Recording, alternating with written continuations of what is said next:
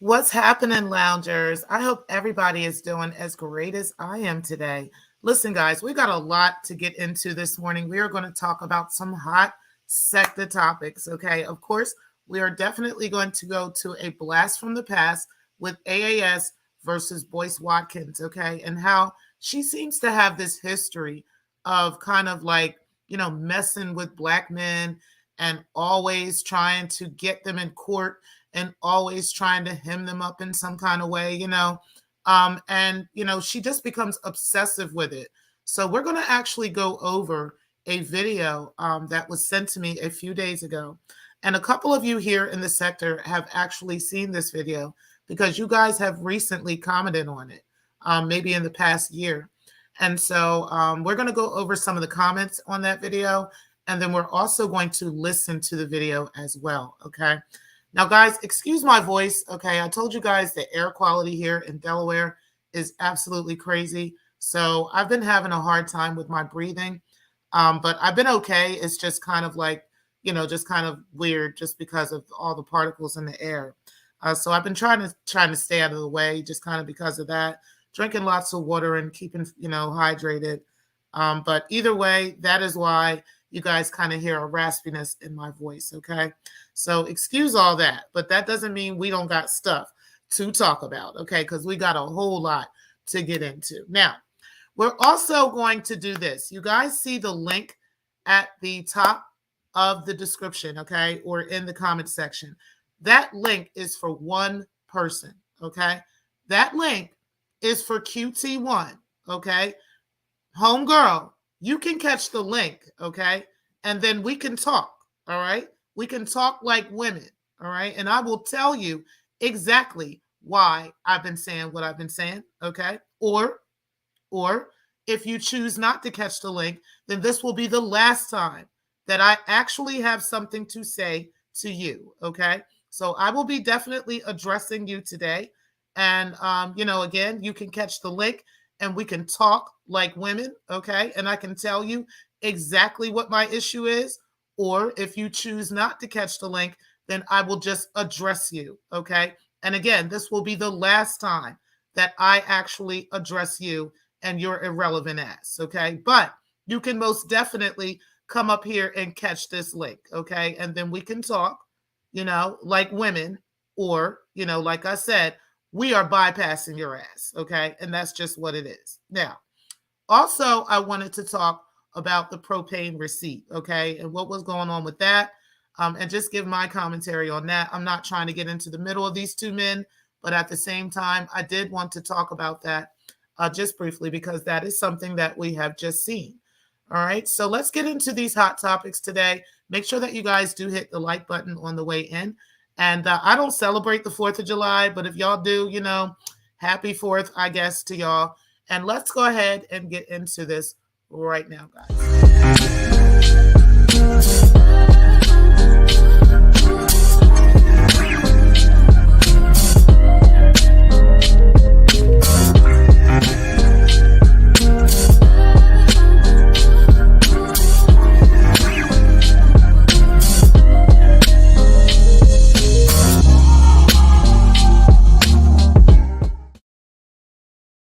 So, LV, I'd actually like to address what you just said, and peace to you too. I appreciate you being in the building. So let's go ahead and get into QT since you said that, because I actually wanted, I would have thought that as well, right? But I'm going to give you an example of how I know that's not the case with her, because a few months back is when this all started, okay? I actually mentioned to her a conversation that had, okay, I'll put it like this. I've had a conversation with a couple people, okay, who happen to have been involved in a Discord or two that QT1 was in, okay? Within this Discord, QT1 was talking all kinds of crazy ish about me. Now, she's entitled to feel however she feels, okay? The problem that I had with what was being said was there was a lot of racist ass and colorist ass comments that were being said. The proof of it was sent to me, okay? Now, what I'm not going to do, and like I told her, I'm not going to do, I'm not going to throw anybody who told me this under the bus. I refuse to sit up here and reveal to her who it was that told me about it. Okay. Now, mind you guys, this was like 6 or 7 months ago when I talked about this, when I brought this up, when I said what I said. Okay. And I've been over it ever since I said what I said. Okay. Like, that's just it. QT has been on this campaign since then, trying to prove me wrong. Okay. And she's entitled to that. But at the end of the day, like, I'm over it. Okay. What I'm not going to do is keep going back and forth.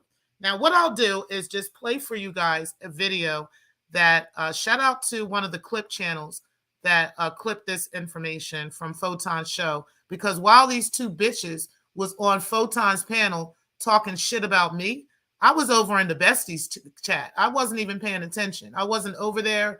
I wasn't listening in. I wasn't talking to them. I didn't even know what they talked about. Okay. All I know is I was over there on Ray's channel, listening in over there on what he was talking about the beef sector, which is what we're all trying to get, commentary on and trying to, kind of look into. We're not trying to get into the beef, but we're definitely trying to do some new commentary on some new things. Okay. So that is what I've been doing.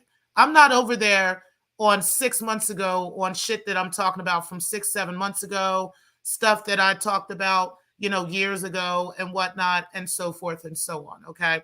If you are bothered by what I've said, you just are. And I'm going to tell you exactly why today. Now, let's go ahead and play for you guys the clip first. And then we're going to go ahead and get into exactly why me and QT fell out. Monkeys and all type of shit. Okay. First of all, before you do that, I want to say something. Since you're bringing up T-Pre and everything, and shout out to motherfuckers who like to bring me up when I'm not around. Okay. But again, this is the reason why I'm doing this now, because QT actually told us like months ago that when I mentioned what she said, okay, and what was brought up to me, when I mentioned that, she told me she got up first thing in the morning, okay? Like, which, mind you, I was up at this time telling the story. So she said she got up first thing in the morning, rolled off the dick, and went to go look and see whether or not I had posted what was said about me, okay? And I'm like, well, if you didn't really say it, why are you looking for it? You understand what I'm saying? Like, if you didn't, like, I'm not going to go looking for a post of something that I didn't actually post. And this is what my argument was with QT. If you didn't really say it and it's not really true, why are you so worried about me posting it? Why are you looking for it early in the morning, like you said? So let me go ahead and drop this link for you early in the morning so we can talk woman to woman. So I hear what you're saying, LV, but that ain't what the bitch said a few months ago. So let's go ahead and keep it going.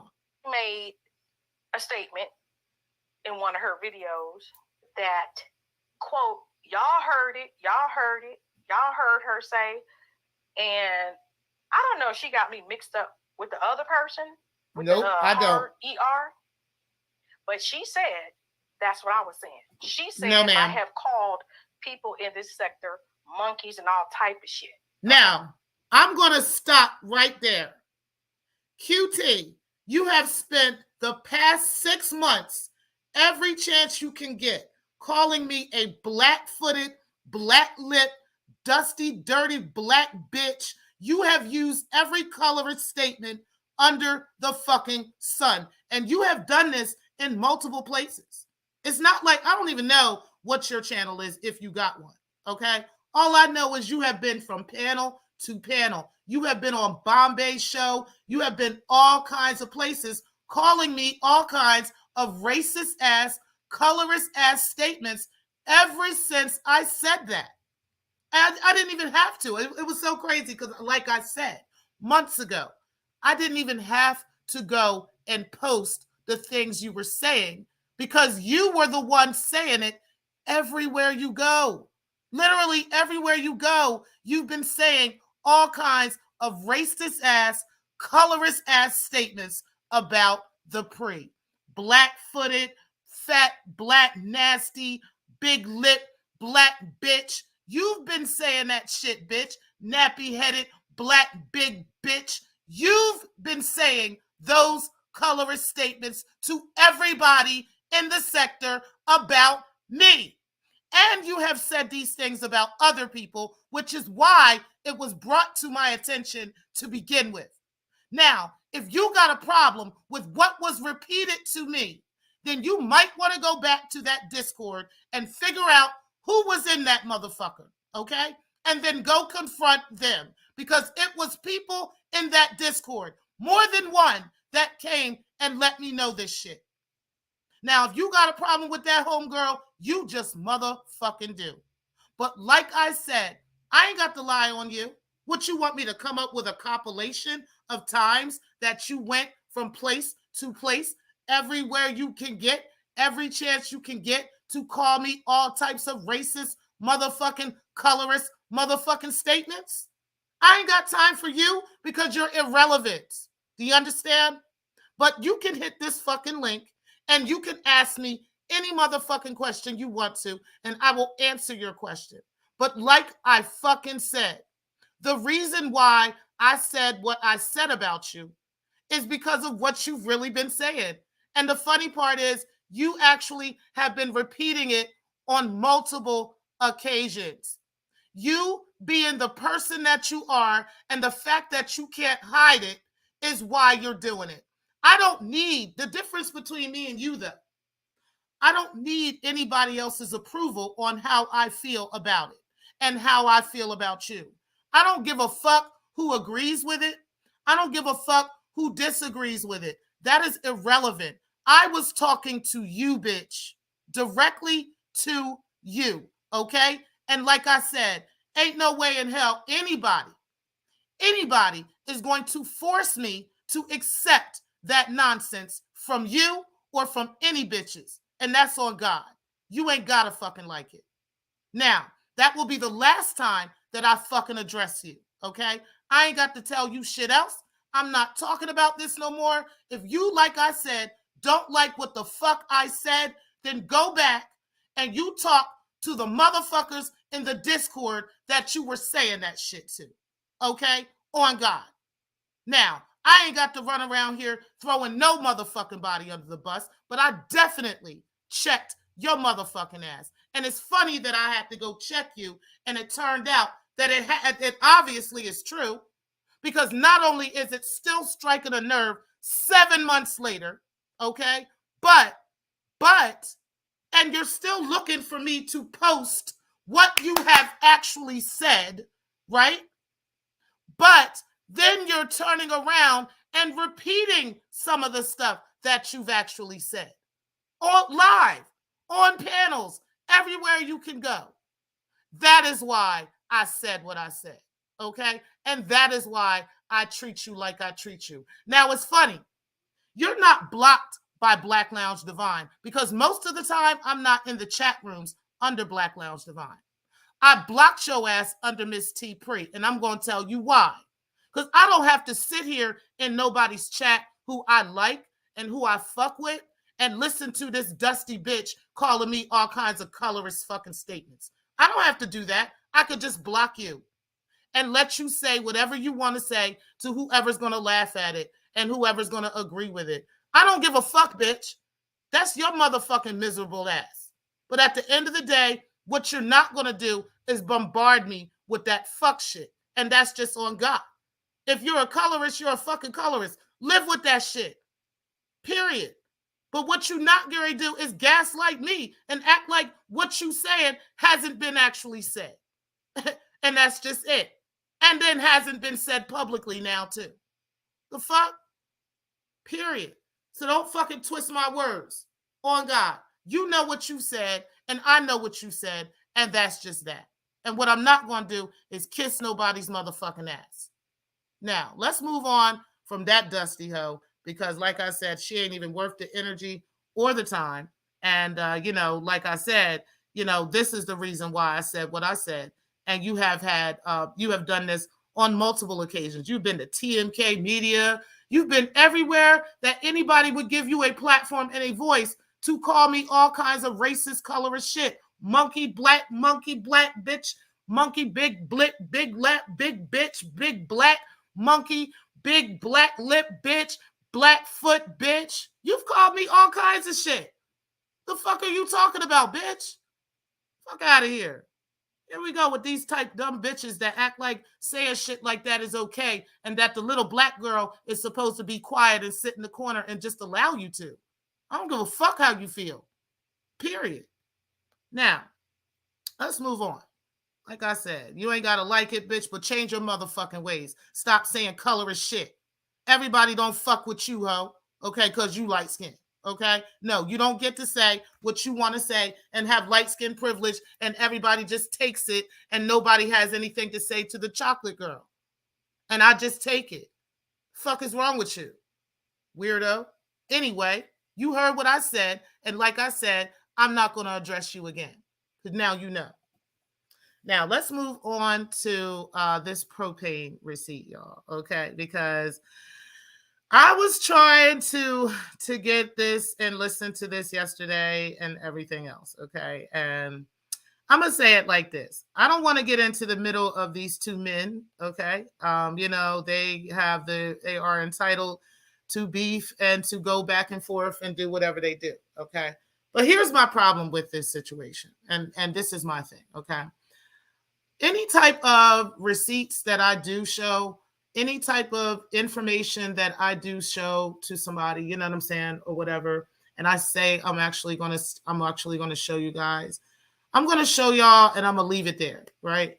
I'm not gonna say like, you know, say something and then, you know, not like actually show it and then take it down, you know, for nobody to be able to gauge and nobody to be able to look at, right?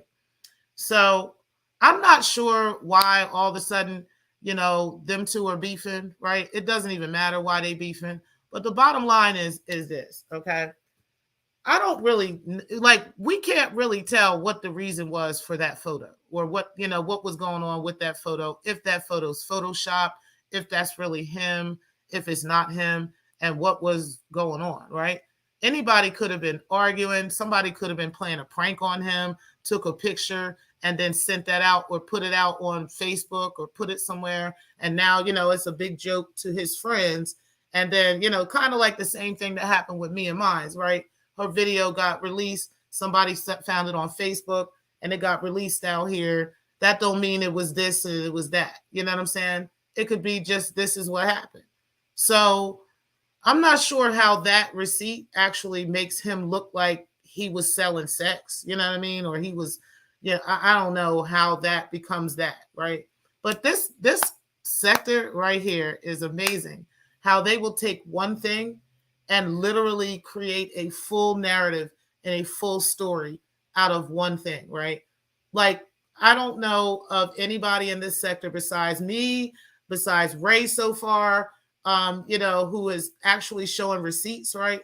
DJ Drama, like some people like this. I don't know of anybody so far besides like these people who have actually shown receipts and show evidence that these receipts exist, right? Or evidence that these receipts are real. You know what I'm saying?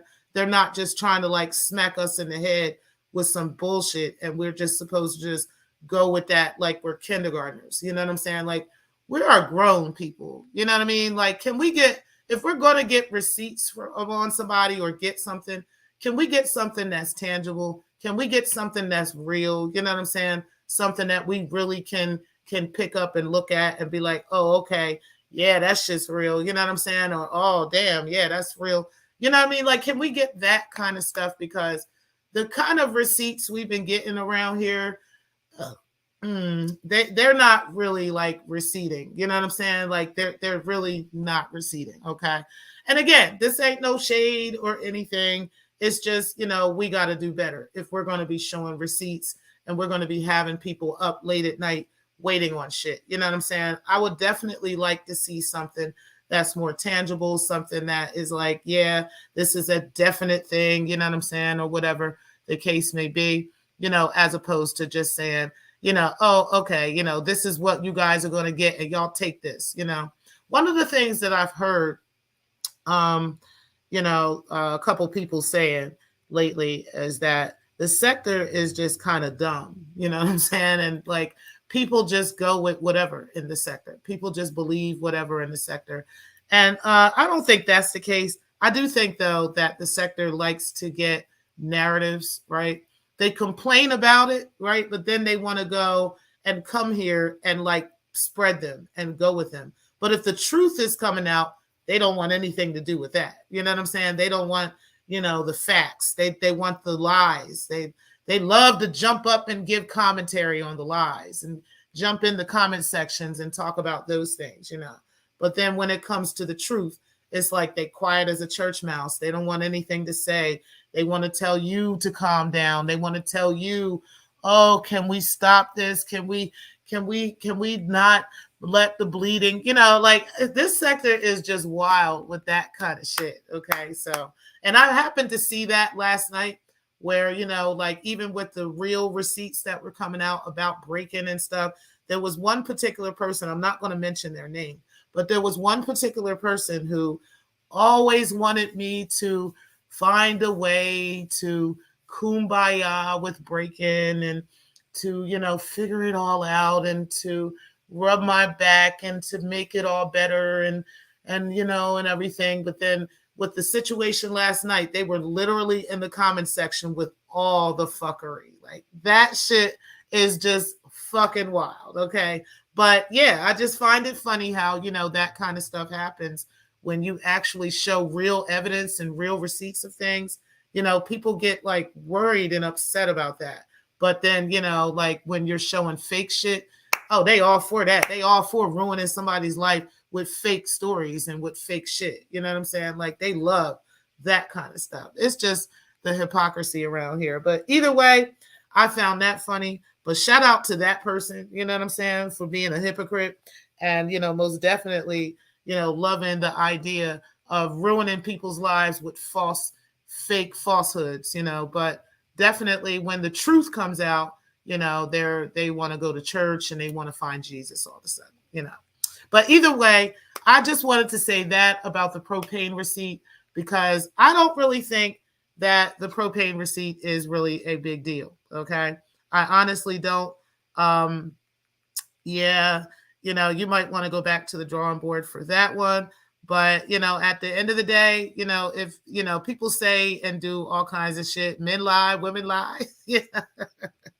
But at the end of the day, I honestly don't think that was that great of a receipt. People are entitled to dislike each other and not fuck with each other and whatever they're going to do. But, that doesn't mean that because you dislike somebody or they dislike you, that somehow, this person deserves that. Okay. So, whatever. But either way, guys, we are going to go over a wild video. Okay. Now this video is from 4 years ago. We are going to go through a blast from the past. Let me go ahead and go through the comments first, and then we'll go ahead and do that. Again, that link is for QT if she still want to hit the link, but by the end of the show, that conversation and that shit is fucking dead, bitch. Okay. But yeah, she's up because she be getting up 5 o'clock in the morning, obviously, rolling off the dick, not even rolling off the dick, not even getting dick, not even brushing her teeth, but looking for me to post what she said. Okay. Like she literally did that months ago. And it's crazy how long ago this was and how many things I done talked about, how many times I done moved on, how many things I done talked about her maybe once in between there or something, maybe twice in between there. But bitch, I'm not talking about you. Like, I don't give a fuck. Why are you still thinking about me? You don't have nothing else to think about. If you said you never said this stuff and you're so secure in that, then move the fuck on. Like, why the fuck you worried about it? You understand what I'm saying? Like, here's my thing. I said what I said. I moved the fuck on. Okay. I don't understand why you're still just talk. I don't get it. If you didn't really say it, why are you so pressed? It's because you actually said it. That's why. And you're looking for me to post it so you could go blasting on whoever told me. Like, that's what you want to do. No, bitch. I don't give a fuck about none of that. At the end of the day, the bottom line is what you said is what you said. And not only did you say that, but you've been publicly talking this crazy racist fucking colorist shit as well. And anybody else, if somebody was saying this shit to them, they would feel the same way, whether they say hi to you and give you hellos in the chat or not. I know goddamn well they would not allow anybody to talk to them that way. That's on period. On God. I know damn well your husband, who is as dark as me, would have a problem with that. Like, what the fuck is wrong with you? What's wrong with you, bitch? Anyway, like I'm sick of these people trying to gaslight us into feeling some type of way about racist, colorist fucking shit.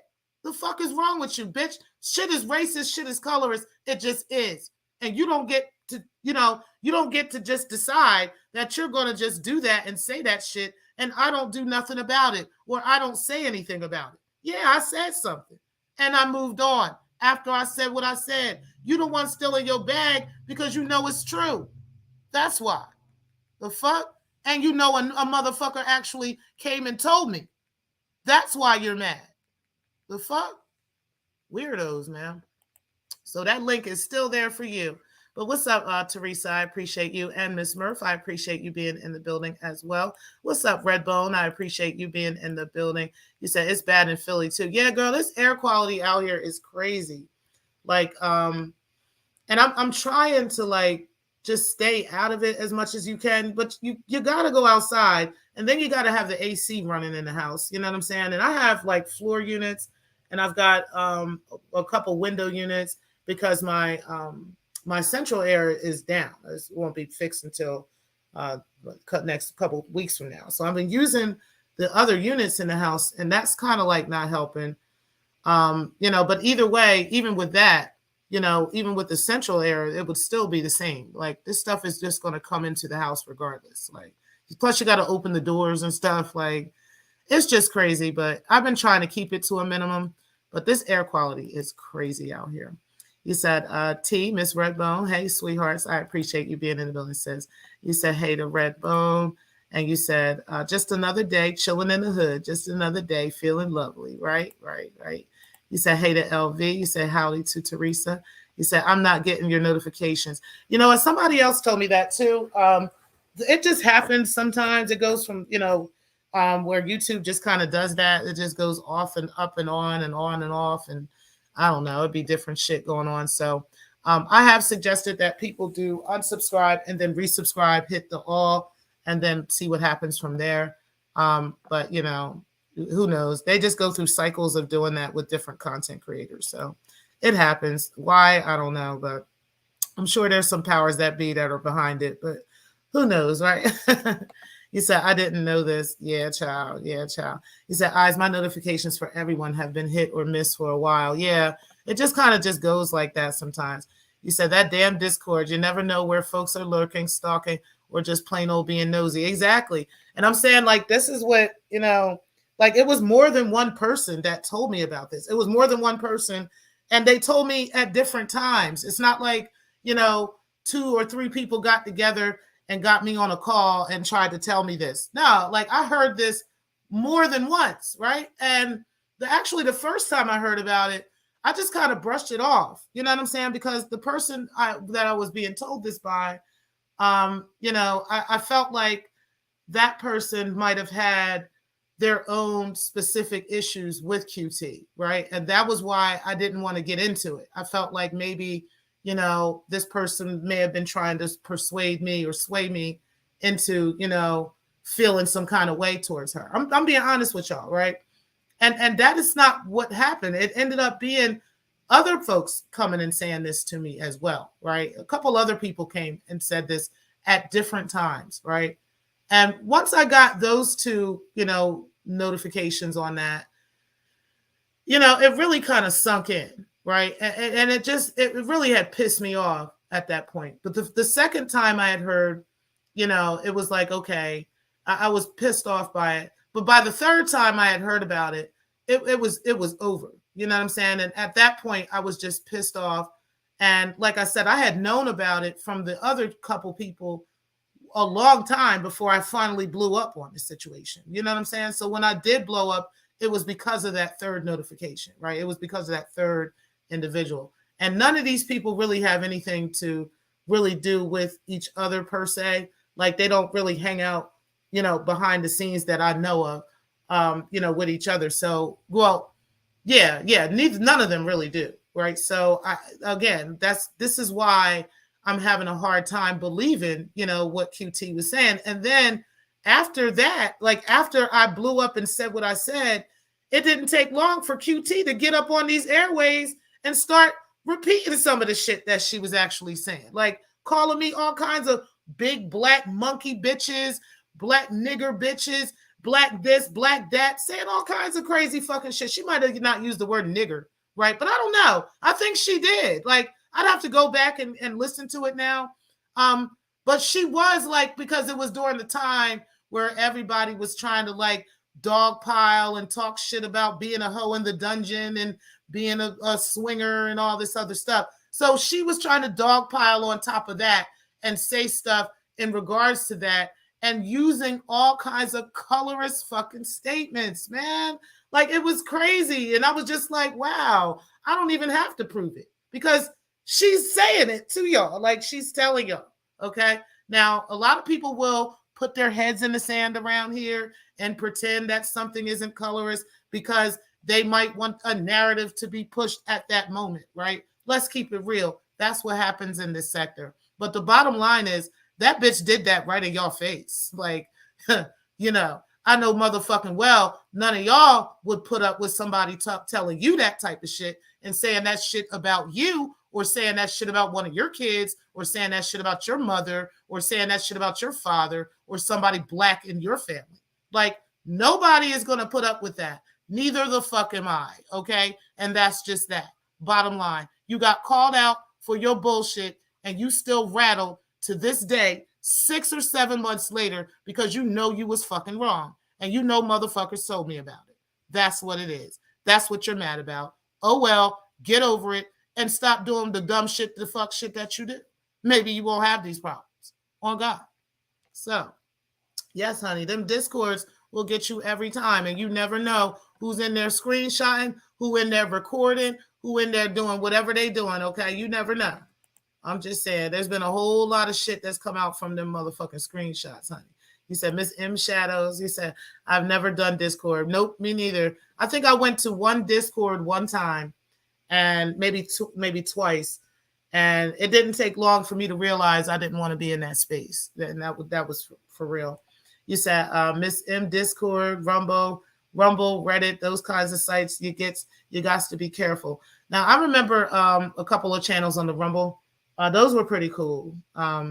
But yeah, those are kind of like, Also, there's another one too. Clubhouse is another one where it'd be going down in Clubhouse, right? But yeah, but y'all be having these little discords and they be like little secret discords, or you think they're secret. And yeah, child.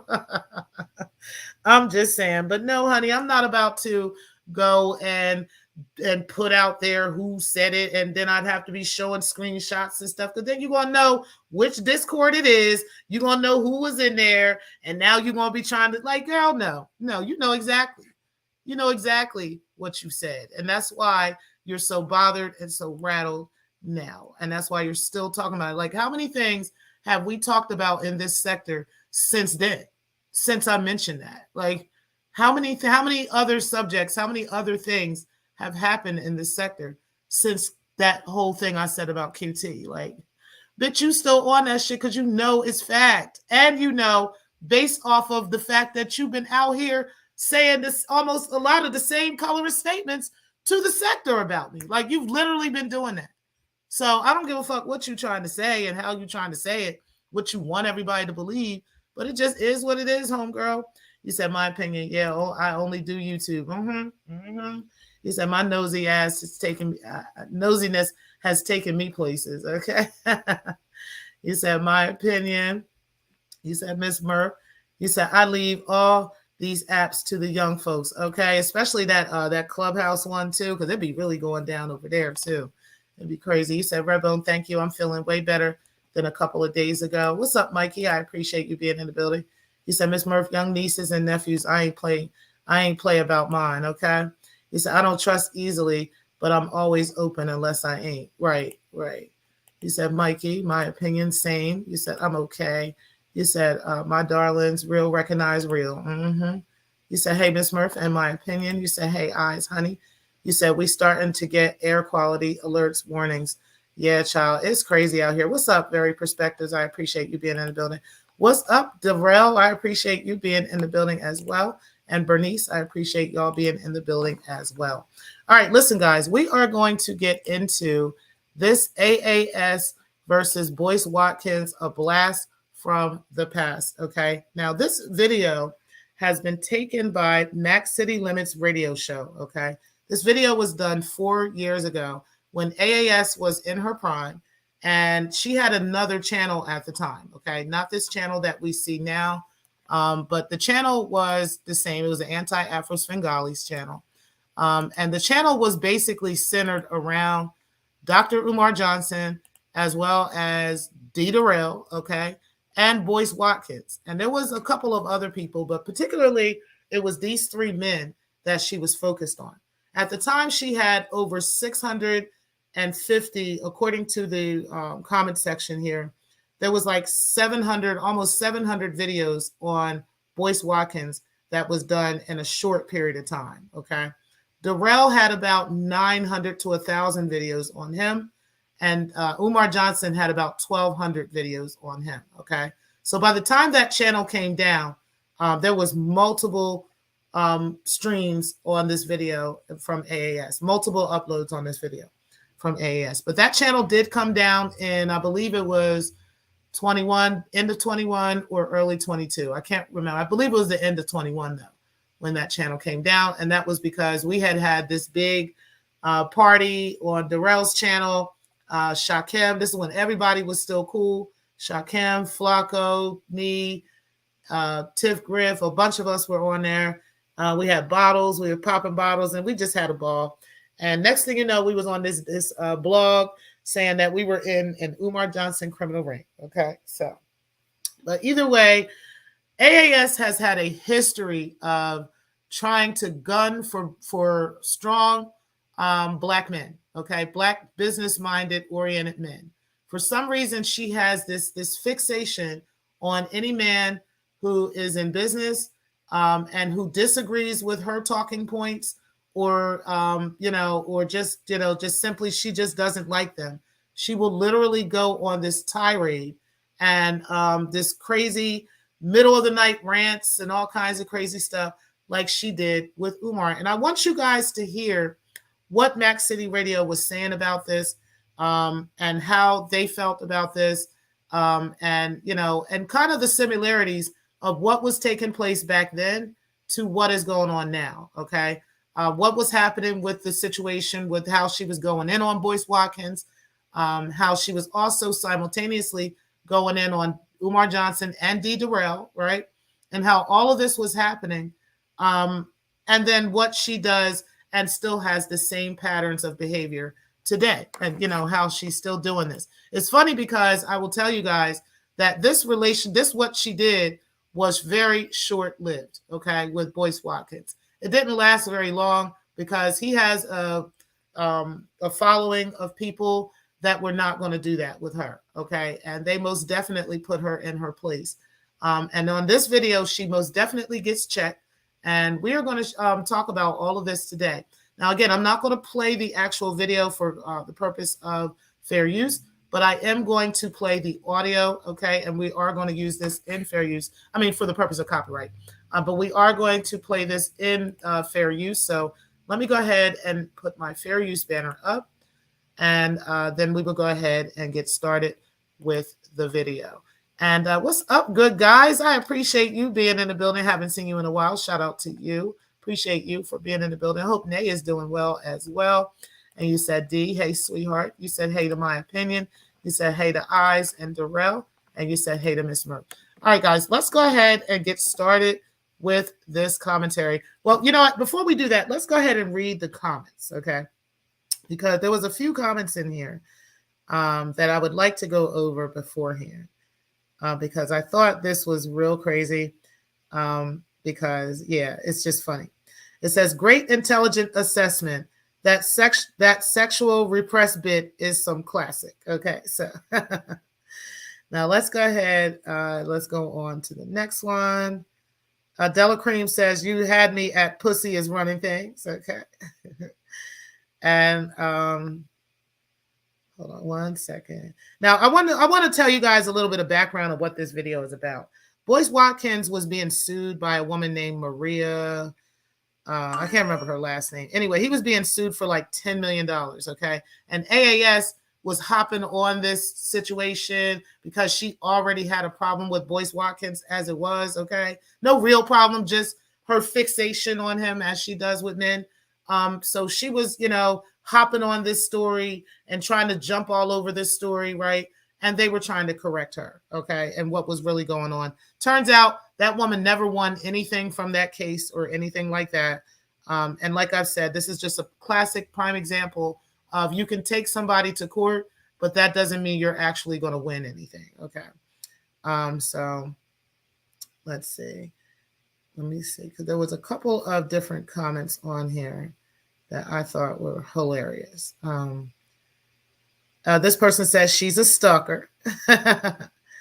It says, hold on, guys. Hold on.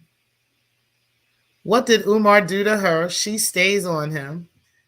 And then this person says,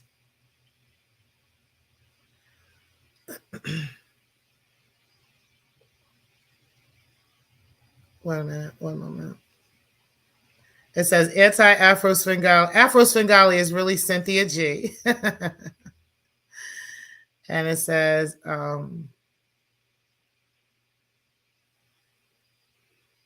okay. Anybody that's making videos in regards of the same person is doing the same thing. In this case, more than a few are making money in response to other YouTube channels about Umar. You and others. Newcomers are for Umar, and the ones been waiting for 10 years speak against his lies. This person says, Anti-Afro Svengali posted 675 videos in the past year about Umar fraud, and not one single video had 8,000 plus views, and 90% had under 1,000. She must not have many followers because she don't share them. Yeah, also argue and belittle her possible followers equals failure. And then pubic hair on head. Hold on.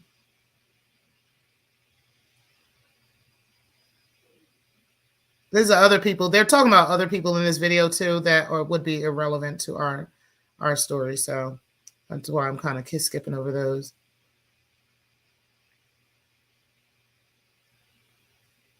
Okay. All right, so I think that was it of the ones that I can get a hold of, or at least that I can see for now. But either way, people were still saying stuff about her even then, how she's a stalker, how, she's obsessed, has an obsession with people and various things, okay? And kind of how those things were even then. So what we're going to do now is kind of get into what's going on. Hey, Honeybee, I appreciate you being in the building. Shout out to you. You said facts, Darrell. And you said, hey to the good guys and eyes. What's up, Make a Change? Appreciate you being in the building. You said, hey to Varied Perspectives. You said, hey to Honeybee. What's up, Vici? I appreciate you being in the building. Pubic hair on the head, honey. Yeah, they were talking about all kinds of stuff in this video. But either way, we are going to highlight what they were saying about AAS. And let's go ahead and get into this now. And again, this video is from 4 years ago. I am going to put a link to this video in my description box below. Yeah, whatever. Okay, so basically that's what we're going to do. If anyone can't handle that, once we hear something that sounds ridiculous, we're going to stop the video and we're going to speak on it, which is the way you should do it. Where do you get these people from, Tony? I don't know. So that's what we're going to do. We're going to listen to part 2. Boyce Watkins faces $10 million federal lawsuit from Maria Lloyd. And this is anti-Afro Svengali, once again going on an incoherent rant about nothing. Still waiting on her to show and prove where he's, caught dead to rights to being a fraud, being a scammer. I still haven't seen that yet, okay? So now, let's just pay attention to that for a second before we go any further. It's just funny how back then she always has this fixation on calling certain black men a liar and a scammer. It's always a scammer, right? That they are. Why is it that she's always doing that? Well, where is this fixation, coming from on certain people?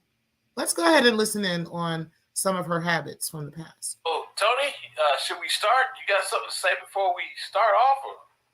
I think these people are extremely delusional. People that are doing this are extremely delusional. And I won't say delusional. I just think they're out their fucking minds. Right. I think that these people, they see Boyce as a reflection of whatever pain or personal experience that they've had in their lives. So they're going after him because, he's sort of an easy target, so to speak. But anti-Afro Svengali has some very, very serious issues.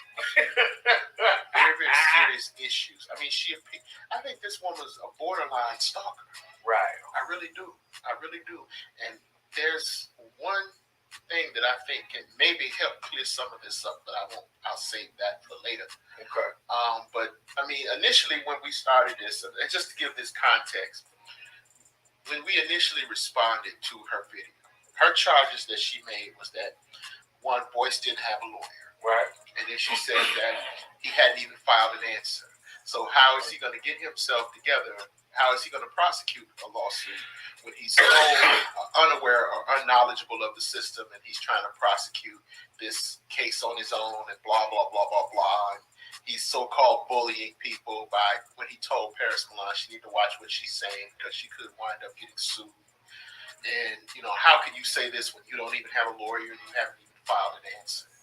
And at that time, we stated that that video was perhaps misleading because, she didn't even provide the full breadth of information to sustain her position. Right. She didn't look at the register of actions, which you can get if you get access to the federal e-filing system there in Illinois, which you usually have to be an attorney to get access to. But I think LexisNexis and maybe some other people can get access to it. I'm not exactly sure what are the ramifications for corporations, but it's still publicly accessible if you go there in appearance, or maybe someone may get a copy of it and download it on the internet. But whatever our issue was that she was out of step. She was out of bounds to even make that comment without the register of actions, which is the docket, which tells you everything that goes on the case in order to back up her assumptions. Okay. And so come to find out, as we go through this video, which we started viewing, the very allegations that she spoke in the initial video is invalidated with the very evidence that she's presenting in this video. All right. So either she made that video before she had all the facts, or she had the facts and purposely made a misleading video as part of a vendetta against Boyce Watkins and of course, Dr. Umar. Now, doesn't that sound familiar? Where anti-Afro will give us narratives as opposed to giving us facts, as opposed to looking up actual and factual information and presenting factual information. She'd rather provide narratives, right? And then expect her and the people to just go with whatever narrative that she has created. This has been a pattern of behavior with anti-Afro. This is not anything new. This is something that she has been doing for years, okay? Let's go ahead and keep going. Maybe and with multiple black men. Right, where he's concerned. But either she lied unintentionally or she lied on purpose. Okay. Because the information that she discloses in this video invalidates her entire argument. She's talking about fraud. Now, in that initial argument, in the initial video, she made, she listed all of his businesses, and she said that the one that was out of existence at that time, the one that had been dissolved, was, I think it was the Black Wealth Boot Camp. That was the only one. All the rest of them were active except for that one. And she said, see there, he's getting people to contribute to Black Wealth Boot Camp, which is not the case. That was not true. So now she's popped up with a different set of allegations, but every stitch of information that she puts on this screen invalidates her argument. So I think this woman has a serious mental problem, or she has some other ailments that need to be tended to very quickly, because this and the people that listen, I'm just going to tell you, if you listen to or follow this woman with any degree of seriousness, you are out of your fucking mind. Wait a second, man. I follow her with the Umar shit. I fuck her with the. She's pretty much, for the most part, dead on with the Umar shit. She kind of goes overboard with a lot of shit she does with Umar, but her assessment of Umar is right. Our assessment of Umar was right. You said what now? Our assessment of Umar was right. What's that got to do with her? This woman's a fucking nut. I'm just saying. I'm just letting the fellas know, everybody know I'm fair. Oh, you know what I mean? I'm just saying I'm fair because I dig her work with Umar. I don't dig her work with Boyce. I think she's far off base with this shit. So, that being said, shall we start? This woman's a fucking nutcase. Start your tape. Let's see if I can get past this horrible music. Hold on.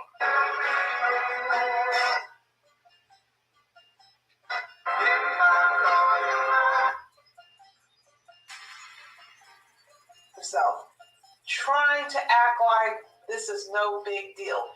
For those of you who forgot what Boyce Watkins said about the lawsuit Maria Lloyd filed against him, which is $10 million.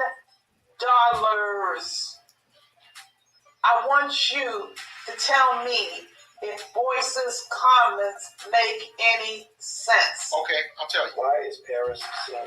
Yes, they make sense. Just because someone asks for $10 million doesn't mean that they're going to get it. Okay?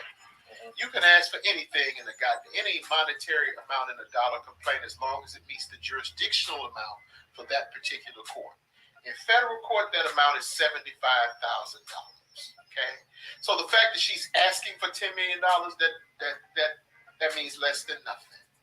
It means less than nothing. With that vague ass complaint, she didn't even explain why her damages were $10 million.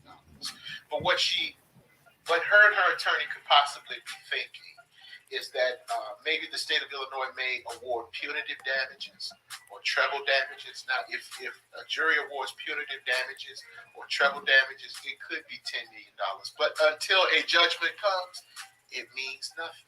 And her case is a breach of contract case. So in order for Boyce Watkins to owe her $10 million, arguably he would have had to have made 10 times that much. Now, arguably, Boyce Watkins is successful at what he's doing. Arguably, he may or may not be. But I would wager he's not $10 million successful. That's something that they added for dramatic effect. You know, Boyce Watkins is being sued for $10 million. Dun, dun, dun, dun. That don't mean shit.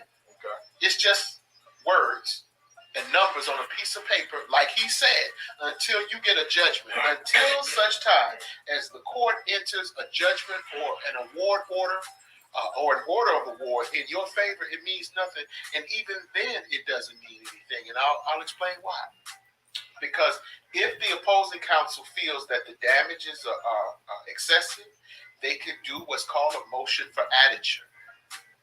Not a motion for adjudicature, a motion for remiture, which means to reduce the damages amount to an amount that is more pragmatic in light of the facts and circumstances of the case, more reasonable in light of the facts and circumstances to the case. So the fact that this woman has put $10 million up here, that means less than nothing to people that understand the system.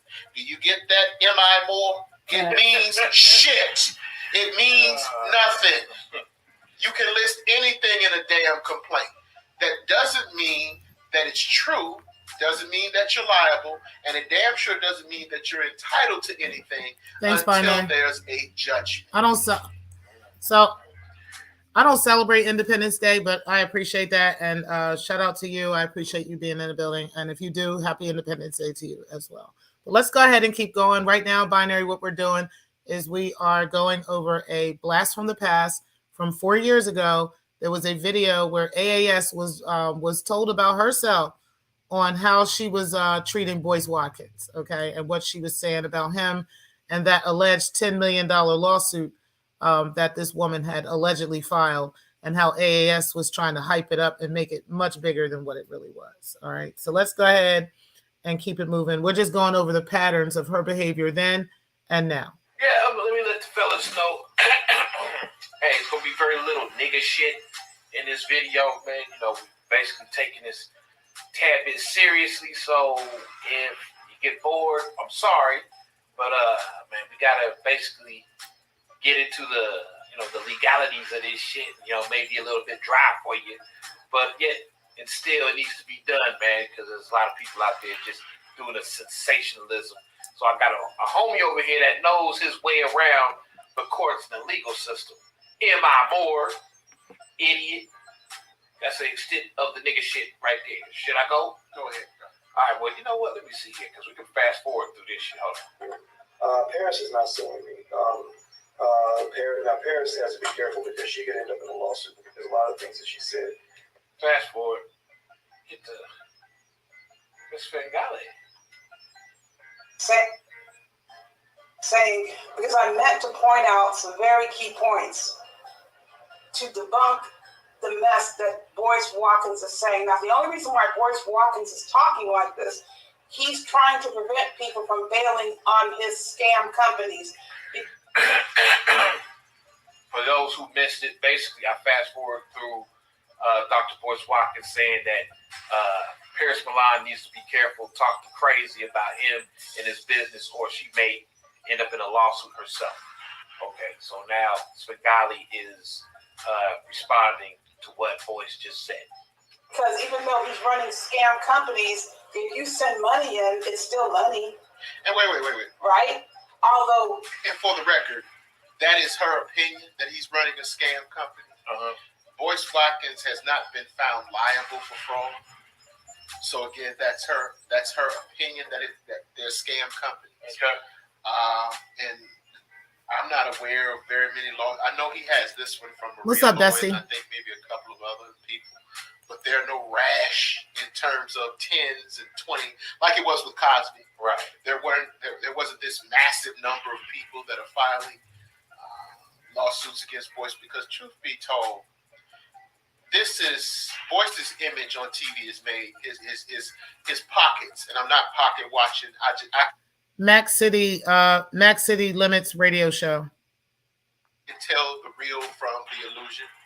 They think that because he's on YouTube and because he's on television, they think he's. She has what's up, Eyes? You said it's on Mac City Limited radio show. Limits and radio show. That's what it's called. I'll put a link to it in the description box. She has been on. She's been on a panel or two before, but not many. And it's rare. It's like really rare, right? And it hasn't happened in a long time. And one time, Conscious Energy was on Darrell's panel, and he called AAS on his phone. So she was on the phone with Conscious one time, with Conscious Energy one time, while Darrell was on Darrell's panel, but she didn't actually come on the panel, and she didn't even talk that much. She just told him she was at work. So. All right, but let's go ahead and keep going, guys. Worth more than what he is, and the real truth is that after Boyce Watkins, she usually just speaks from her show. After his conflict with Fox News, even people that are on the so-called left don't even come around Boyce Watkins. You don't even see Michael Eric Dyson and Michael Eric Dyson at one time. They were contemporaries. He don't even hang around him. So it's not like that Boyce Watkins has this mainstream appeal that draws a whole lot of money that makes him more valuable. He's basically an outcast. Okay.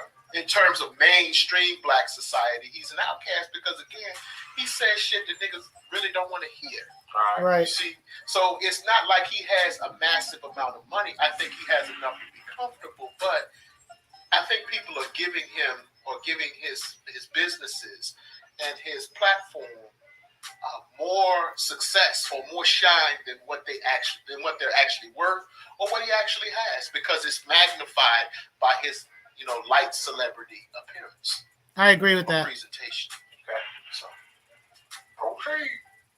I have to agree with that. Taking the money and doing what he wants with it, but he still feels he can negotiate with monopoly money and not pay people for what they do. So let me start number one with the Courtney X. The reason why I brought this up again, Courtney X was a person or is a person that posted messages in that live stream, and I put a couple of the messages up there. So this was an actual person. Somebody had sent me this video, Eyes. I was actually going to send it to you, but because I know you be doing a lot of stuff on them, but I didn't know what, time you had and whether or not. But if you want to do those other videos, hey.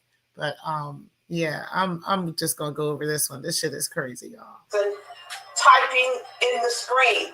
I don't know who the heck Courtney X is, but think about it. If he's treating a person on the screen like this, how do you think he engages women, black women in person? Oh my Y'all hear this shit? Lady, it was an example. It was an example. Oh my God. Yep. I probably should have played that part, man, where Boyce Watkins was using Courtney X in a example where he was, what'd he say? He said if that's like me saying that she came in here and hit me with a shoe and I peed on her, or I hit her with a shoe and I peed on her. He said that people can make allegations and say anything, but that doesn't mean that it's true. And then that's when he went in that alley. He said Courtney X can come in and say I hit her with a shoe and I demeaned her and I peed on her. She can sue me. Right. That doesn't mean that it actually happened. That's what she's alleging. And guess what they call the paragraphs of a complaint? They call them allegations. Exactly. It's not fact. They're called allegations. You understand? So he was exactly right to say that. Now, he may have got some of the terminology mixed up, but he's going in the right direction. So that tomato, that's an immaterial difference. It's hilarious how she's using this to try and debase his character by basically stating that he's actually being vulgar towards this woman when he had no malice or ill intent towards her at all. He's just using her name in an example. Yeah. So basically, guys, what she did was she took what he had highlighted on his screen. He had highlighted a commenter and had took that name as an example of what a situation would be. And AAS took that example and made it like as if he was trying to berate this woman. And he wasn't. He was using, he was just making an example and saying, well, say this happened with this person. That's all it was. So y'all see how the pattern of behavior between her with our sector and how she's been doing this stuff for years, like literally taking screenshots of things and picking up somebody's screenshot that they have on a screen and taking that and taking clips of words and clips of things that they say and making it appear as if it's something else. It is amazing how she's been doing that for years against people, like not just us in our sector, but even in other spaces. But let's go ahead and keep going. This is nuts. Boy, yeah, she's fucking crazy on this one. I'm like, really? You stretching the shit out of this? Hey, Murphy. Hey, Miss Murphy. Disrespectful manner. And it's very ironic how Boyce Watkins is so focused on this R. Kelly stuff.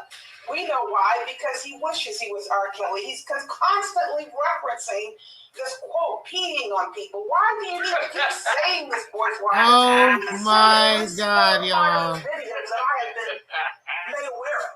So y'all hear the what the guys explained that he was talking about, right? And now she's taking that and literally running around the world with that statement as if, oh, he wants to be like R. Kelly. You see, guys, look at him. He's acting like R. Kelly. He wants to pee on people. Like, oh my God, this woman is ridiculous. Like, she was ridiculous then. She is ridiculous now. Like, and her behavior has gotten worse. That is the crazy part about it. Her behavior has gotten worse, y'all. That's the crazy part. What's up, 437 New York Avenue? I appreciate you being in the building. You said, at High Eyes. What's up, Pills? Appreciate you. Ray laughed. Listen, y'all. Let's go ahead and keep going. I've heard. So what is the deal? And this is before the recent R. Kelly stuff came up. He keeps mentioning this. So Let me give. Y'all see how she was like trying to convince her audience that Boyce Watkins is some dangerous man? Like, do y'all hear this? This is crazy. No psychoanalysis. You gotta do some nigga shit. You don't get it all. You gotta do some nigga shit. No. Anti-Afro Svengali, man. She's a prude, man. This woman is very, very prudish, man. It's like she has a super duper fixation on sex herself.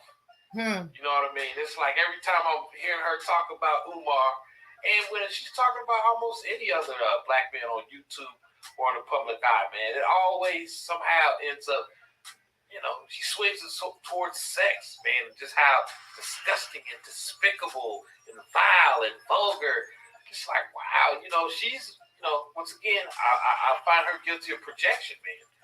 I find this woman guilty of projection. She is always talking about how disgusting and vile and just, you know, reprehensible sex is. I don't know.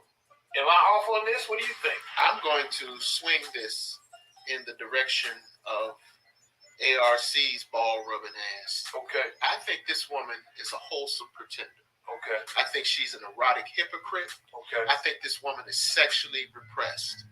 Facts. I really believe. I think this woman is sexually repressed. I think You've been sexually repressed for 4 years. Over 4 years. You were sexually repressed then. You still sexually repressed now. This don't make no goddamn sense, y'all. secretly, I think she may even want to be peed on. I think she may want to dominate. I think she may. I think she may want to Did she want Boyce to pee on her, y'all? What is going on here? be objectified. I really do. I think that somewhere in the darkest recesses of her psyche or in her imagination, that this woman actually desires some of this conduct that she repudiates. So you saying she might want to be one of the R. Kelly girls? I think she want to be one of the R. Kelly girls. I think she may want to be in his mansion, ass naked, with a pot in the corner. And I think that this woman wants to be dominated. I really do. I would like for ARC to listen to this and see what his assessment is. And I would wager he would almost agree. I think that this woman is sexually repressed, and this is a way of her low-key, under the cover, expressing her repressed sexual desires and longings. I think that's what this is. It's vile and vulgar and reprehensible and disgusting. And I'm sitting here getting wet just at the thought of it. I think she's projecting, man. I'm just getting that vibe all of a sudden, man. It's just like, I'm crying. Damn, boy, she has a super duper fixation on people who she claims has a fixation on vile, disgusting, and reprehensible sexual behavior. And what does this have to do with it being a fraud? Hold on, y'all. Hey, T-Cree. What's happening? I don't mean to interrupt you real quick, but I want to see something. You got somebody in your chat. Do you see that 437 New York Avenue in your chat, or did they delete their comment? I see him. Because I can't see them in the chat. Okay. I seen the comment, but I can't see them in the chat. And I'm going to tell whoever the fuck that is, I'm waiting for your motherfucking ass to show your ass in my motherfucking address. Let that shit be motherfucking known right motherfucking now. Let that shit be known right motherfucking now. I'm waiting for your motherfucking ass. I'm about to go to their channel. Clay, can you see who that is? Yep, I'm about to do it right now. I don't know if they got me blocked, but let me tell y'all something. I don't give a fuck. I ain't gonna block them. I'm not gonna block them. I'm going right to the channel. I don't know if I can't see them. No, why did Bernice? I didn't want them blocked. Yeah. So let this be known. Unblock them, please. Let this be known. I'm waiting for your motherfucking ass. You want whoever the fuck, I know who it is. We know it's somebody. We know who that is. Bernice, unblock them for me. Who Are is they it? in it? Is it breaking? Can you see who that? Can you go and just maybe see who that is? Yeah, I'm going in Because there I don't know now. why they thought that I give a shit. I don't know why they think I give a fuck. Because I don't know why they think I give a fuck. Okay, she unhid them. Thank you. All right, let me go ahead and go up there real quick because I want to go and find that message. I want to see. Yeah, I want to see who that is. Bernice, can you hit their channel? Hit their It's link. not a big. It's not a big deal. It's not a big. It's not. Oh, it is. It's a big deal, but the point is, I'm gonna address it just in case you thought you was doing something. Damn it, I can't find them now. Because what happens is I'd have to go back in my studio. So I know why they did that, because you talking about this bitch right now. So they think they're Right. being funny, bitch. I don't give a fuck. I'm trying to tell you that shit right motherfucking now. I don't give a fuck. That's on God, and none of you Bring your motherfuckers pull up motherfucking any ass up. motherfucking way. So I don't know Bring why your y'all motherfucking putting ass anything in up the this bitch, chats. 'cause I got addresses too. I got Exactly. motherfucking addresses. I got too. plenty of addresses. I got Blake, and addresses too. addresses. You I want me don't know to who do the that? fuck you playing with, but Let's I'm gonna do tell you that. one Let thing. me do that Save real your motherfucking address to show the fuck up at, so you can send whoever the fuck you want to send, and you gonna find out real quick who you fucking with. Let's go ahead and do this real quick because I guess everybody. I'm sorry, I didn't mean. I don't. No, you good. I didn't mean to go off, but I don't need them to. I just need them to know I don't give a fuck about that shit. I see every motherfucking thing. I see every goddamn thing. Just like whoever wanted to be funny, we got addresses too. Right, and I know that's got to be breaking the culture. I know that's got to be her. So, because she can't help herself, and she's a fucking narcissist. Desperate ass always bitch. somewhere. Desperate as bitch. Then bitch, take a 4th of July vacation so we can go ahead and say hello. How you doing? Bring your. You want to let everybody know what the fuck it is? Bring your motherfucking ass on. Come on, let's go. Let's well, go. I'm gonna put a portion of her address all in that here. Shit don't mean nothing. All that shit don't mean nothing. And because she already done let people know she was looking for me, that's another reason for me to know that you're stalking me, because you're putting my information in a public platform. So you can go ahead on and continue with your bullshit, because I'm about to go on. I'm about to. Yeah, thank you. I appreciate that one. I appreciate that one. I appreciate it, because it's no reason for anyone to be tiptoeing and tap dancing around a bitch while they making money. So what the fuck ever. She can call up this motherfucker too and let the phone ring. Call up this motherfucker. Drop another motherfucking address. Google that. So that's a portion of her address too. So hi, Breakin'. Google that bitch. Google nice that to meet you, girl. Bitch. Google that bitch. Google that motherfucker, because I'm gonna be waiting for your motherfucking ass. I don't know why you dropping my shit. What, you gonna send somebody up here? What the fuck you gonna do? Addresses, right? What you want? You want to drop addresses? I'm sorry. We got 300 and something Cole Street, apartment 2. Jersey City. That is your address, bitch. I had to go look at my DoorDash real quick to find it. You know what I mean? But yeah, girl. When y'all was taking care of a bitch at Danny's apartment, right? And I had to go and order my own food. You're mad. You're fucking mad. You're so desperate. You're so fucking desperate that while a bitch is getting talked about, you can't fucking help yourself. But I dare, like, it's so fucking funny though. Like, we know it's breaking. I know it's breaking. Funny as fuck. But I wasn't about to let it pass, because I want to see you. Yeah, definitely want to see you. That's what I want to fucking see. I'm looking up to the address. I'm looking for you. Since you're looking for me. Since you want to let everybody know, like I already told y'all that shit long time ago. I said, bring your motherfucking ass down New York Avenue with that bullshit. It's a straight motherfucking shot to New York, bitch. I-95. That motherfucker take you from New York to motherfucking Washington, D.C. So you can bring your happy ass the fuck down this bitch, since you want to let everybody know what time it is. But anyway, sorry, my bad. I'm gonna let you go. You are absolutely good. I'm chilling. These motherfuckers think somebody is scared of their ass. I'm time enough for you, bitch. I'm trying to tell you that I'm time enough for your motherfucking ass. Drop another motherfucking address. It's 4th of July. Drop another motherfucking address. Drop that bitch. Matter of fact, I'll just put the address here. Drop that bitch. Since it's And public then I won't. information, drop that motherfucker. I'm not going to put the apartment number, but I'm going to put the address, okay? Since you want to kick off 4th of July like this, I'm going to, kick it off like that. Kick it off. Kick it off. Kick 4th of July off like this. Think somebody give a fuck, bitch. We know what the president of the United States of America live. He don't stay too far from here either. So you can mosey your happy ass on down to Washington, D.C. and watch these fireworks with the rest of these motherfuckers. There we go, sweetheart. So we got 300 Cole Street, apartment 2... Jersey City, New Jersey. Yeah. I'm not putting the full address, okay? She thinks she fucking funny. A big building. Yeah, she thinks she real fucking funny. Big building. She don't got shit to fucking use. She don't know what her kids' addresses are though.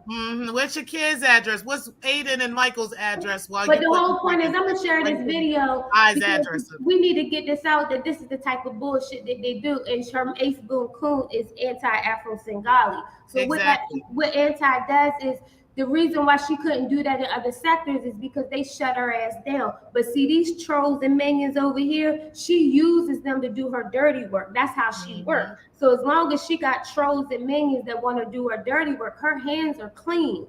Her hands are clean. But she couldn't do that in other sectors, right? So now she's using break-in to come over here and actually put people's, threaten, oh, I got this. Thank you.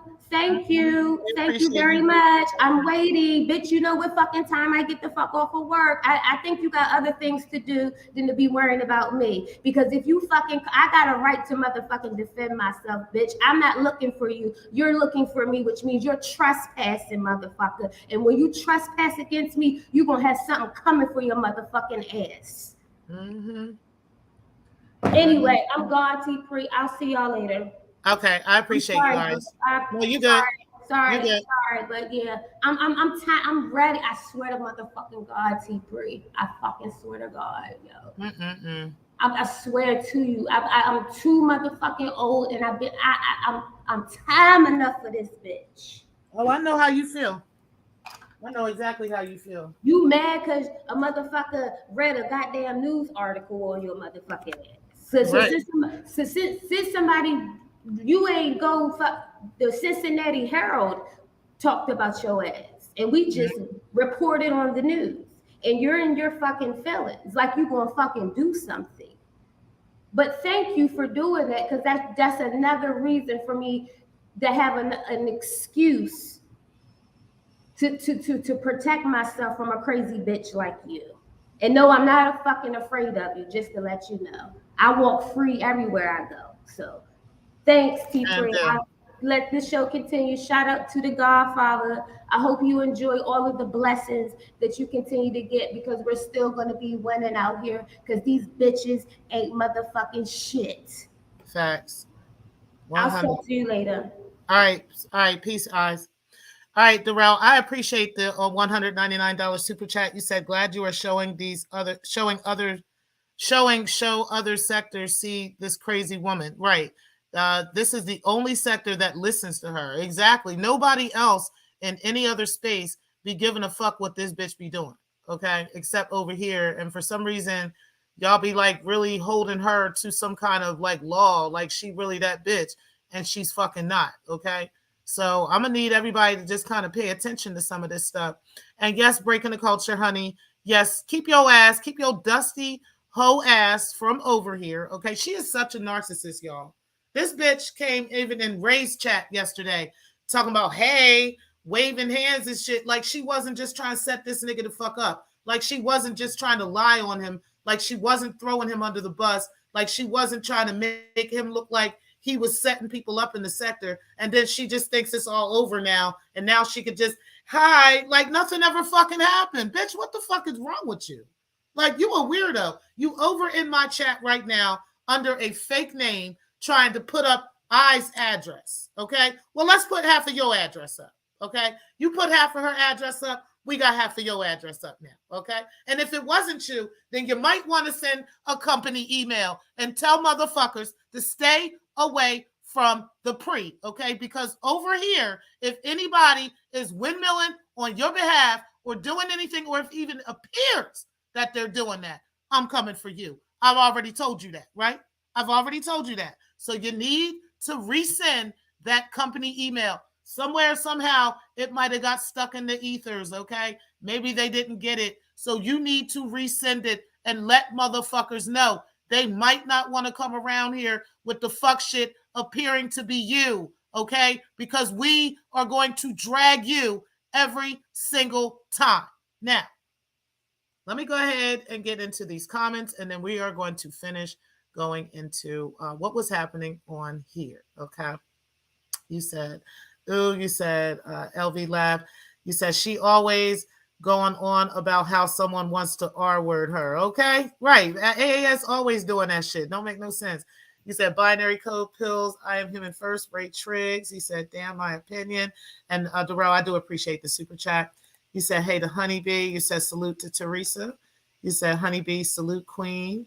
You said, LV, the showman. You said, damn near same everything, patterns and time. Exactly. Like, it don't make no sense how you be over here doing the same exact shit, man. Don't make no fucking sense. He said, hey, Pills. He said, the channel is empty. What channel? Let me know which channel that is. You said, I caught on to them. Oh, the other channel, that channel that we were talking about? Okay, it was empty. So I wanted to see the date on it. If you can go back, Vici, and let me know what the date that they created the channel. That's what I was kind of looking for. I wasn't looking for anything on there. I was looking for the date they created the channel, and I also wanted to get that to somebody else so that they can have that channel investigated. That's what I was going to do. You said, I caught on to them quick. Okay. I appreciate you doing that, but sometimes I would rather actually go and take a look at the actual channel itself first before I do that. That way I don't have to worry about it. Hold on. Let me see what you put in there. I am human. Hold on, y'all. Hold on. I appreciate all of y'all. You know, I know we got thwarted for a second because we always got a dusty bitch and a dusty hoe coming and doing the most. Okay, yeah, always. Hold on, let me see. Okay, so this is the channel right here. No subscribers, no videos. Let's see. Thank you, I Am Human. I appreciate that. So this channel was created on April 20th, 2023. So we most definitely know that this is one of these motherfuckers.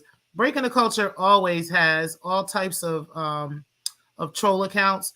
I will tell you that I know which troll accounts Rev G will drop into my chat with, and there will be specific things that he will. AAS never drops in my chat at all. And Breaking the Culture is that bitch that will drop in the chat as somebody else and will try to do something like this. Okay, so it was definitely her. I know that this is her. And now that we have this, we will make sure I will be getting this to the proper people so that this channel can be investigated. Thank you very much, I Am Human First, for grabbing that link for me. I do appreciate that.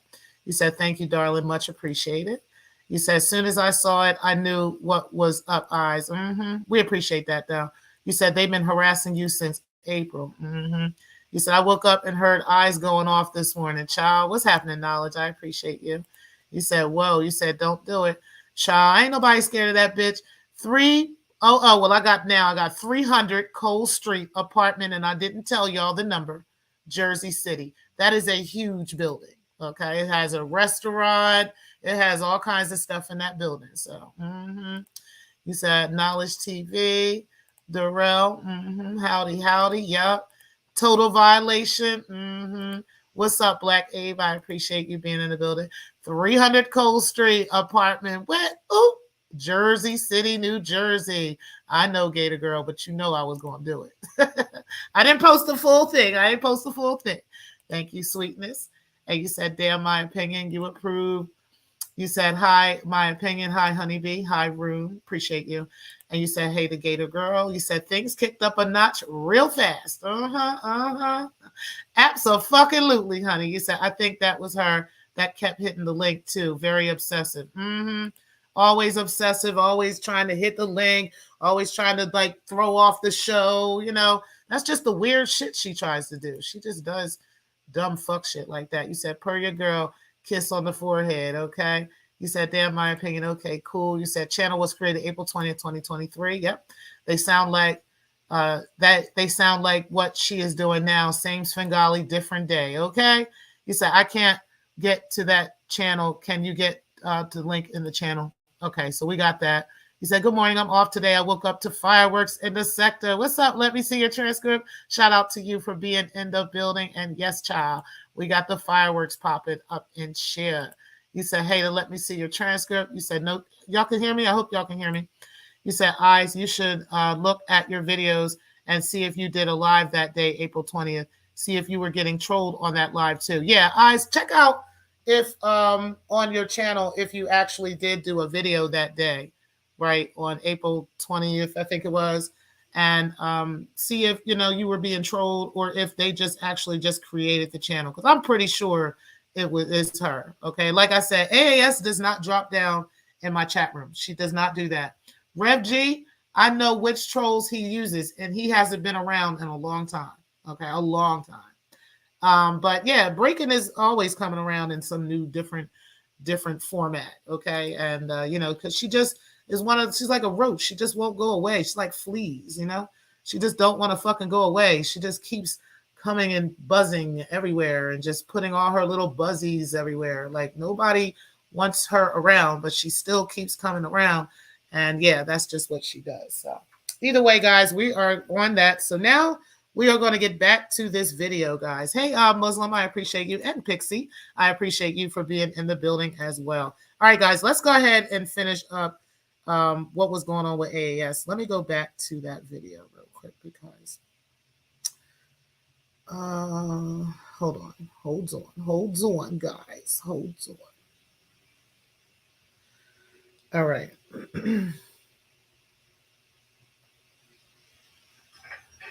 I think she's rejected, man. I'm just getting that vibe all of a sudden, man. It's okay. Like, God damn, boy.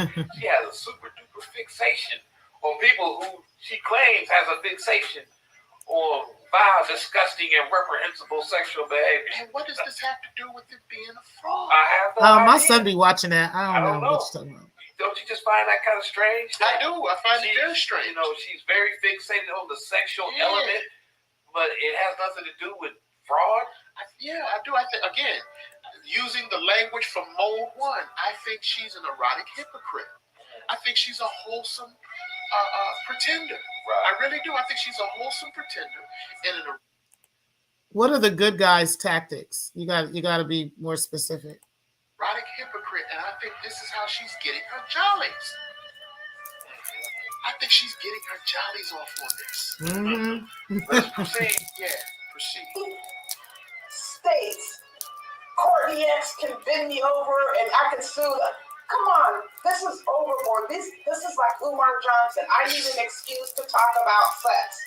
He is very perverted and very disgusting, and he claims to be this Mr. Entrepreneur. Now, let's get to talking about suing Paris Milan. Okay, stop. How the hell is he going to sue Paris Milan? Okay, now in this, as we're looking at her video, she's just flashed on the screen a picture of Boyce Watkins, and I guess this is Paris Milan and Maria Lloyd. So initially, again, to take you back to where we came in, the reason for our reaction. Anti-Afro Svengali jumped up and down about Boyce Watkins not having an attorney. She jumped up and down about him not filing an answer. Why haven't you filed an answer? Why haven't you got an attorney? You're trying to, defend yourself. You're trying to represent yourself. It shows that you don't understand the law. But yet this thumbnail, this pic here shows that this woman had no idea what the fuck she was talking about when she made that video. Okay. Because here it is. It's right in the bottom portion of the thumbnail where it explains. Now, let's go back to the timeline. We made that video, what was that, the end of December or beginning of January? Somewhere around there? Okay. Well, at the time she made that video, she was screaming that Boyce Watkins didn't have an attorney. Well, this information that she put up maybe she got into the electronic database MI Moore, and the information that she's putting here shows that she actually didn't know what she was talking about, and it actually shows that our critique of her video was correct. Because if you look at this, now she's highlighted some things that attempt to prove her point, but if you read this shit, it disproves her point. All right. Because she said that initially Boyce Watkins didn't have an attorney, but based upon the information that she's entered here, Boyce Watkins had an attorney as early as October 16, 2018. The suit was filed September 25th, I think it was, September the 25th, 2018. And he answered it within, 2-3 weeks. All right. Well, he had an, not answered, an attorney. He obtained an attorney. He got an attorney as early as at least the 16th of October. So he had counsel present at the time this action was pending, after the time he was served. So what subsequently happened here, and I'm reading from the entry that's on the docket, that you can research for yourself, M.I. Moore, since you know so goddamn much. This thing here, it said this entry on the docket says a motion to withdraw is granted. The person who filed that motion was attorney Michael T. Sterling. He was Boyce Watkins' initial attorney to defend this action. Okay? And he said the motion to substitute is granted in part and denied in part. So what I'm guessing is they granted by allowing him to withdraw the case, but I think somebody in his firm substituted for him. Okay. So it says the law firm as a generic whole cannot file an appearance to represent parties, but instead, each attorney who represents a party must file his or her own notice separately. So what we have here is a fucking clerical error. He had an attorney, but there was a clerical error. In other words, the law firm filed as an entity to represent him, to represent Mr. Watkins. All right. When they were supposed to file an appearance as an individual attorney from the law firm. So in other words, Max City Legal, if you're an attorney, let's say it's Max City Legal LLC, you can't file to defend Eric Glacier, not Max City as an entity. However, Big Mike, Triple XL, as the individual attorney of Max City can file to represent. Okay. You see what I'm saying? Yeah. So it's just a clerical error. Now, the person who replaced him was Roderick Wimberly, and they allowed him to substitute as counsel. So this happened, if you look at this timeline, as early as October the 16th, okay? And it says that Mr. Wimberly shall file a notice of appearance as a separate document as outlined by the local rules. Any other attorney of the same firm should do the same. And based on that clerical error, the judge extended the time for Mr. Watkins to file an answer to the complaint. Okay. Okay? So he had a defendant all along.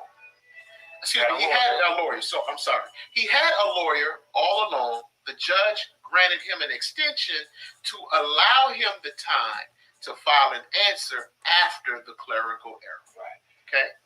And they had a motion hearing that was set for the 8th. That was taken off the record. It was reset to the 22nd of this month at 11 o'clock. Okay?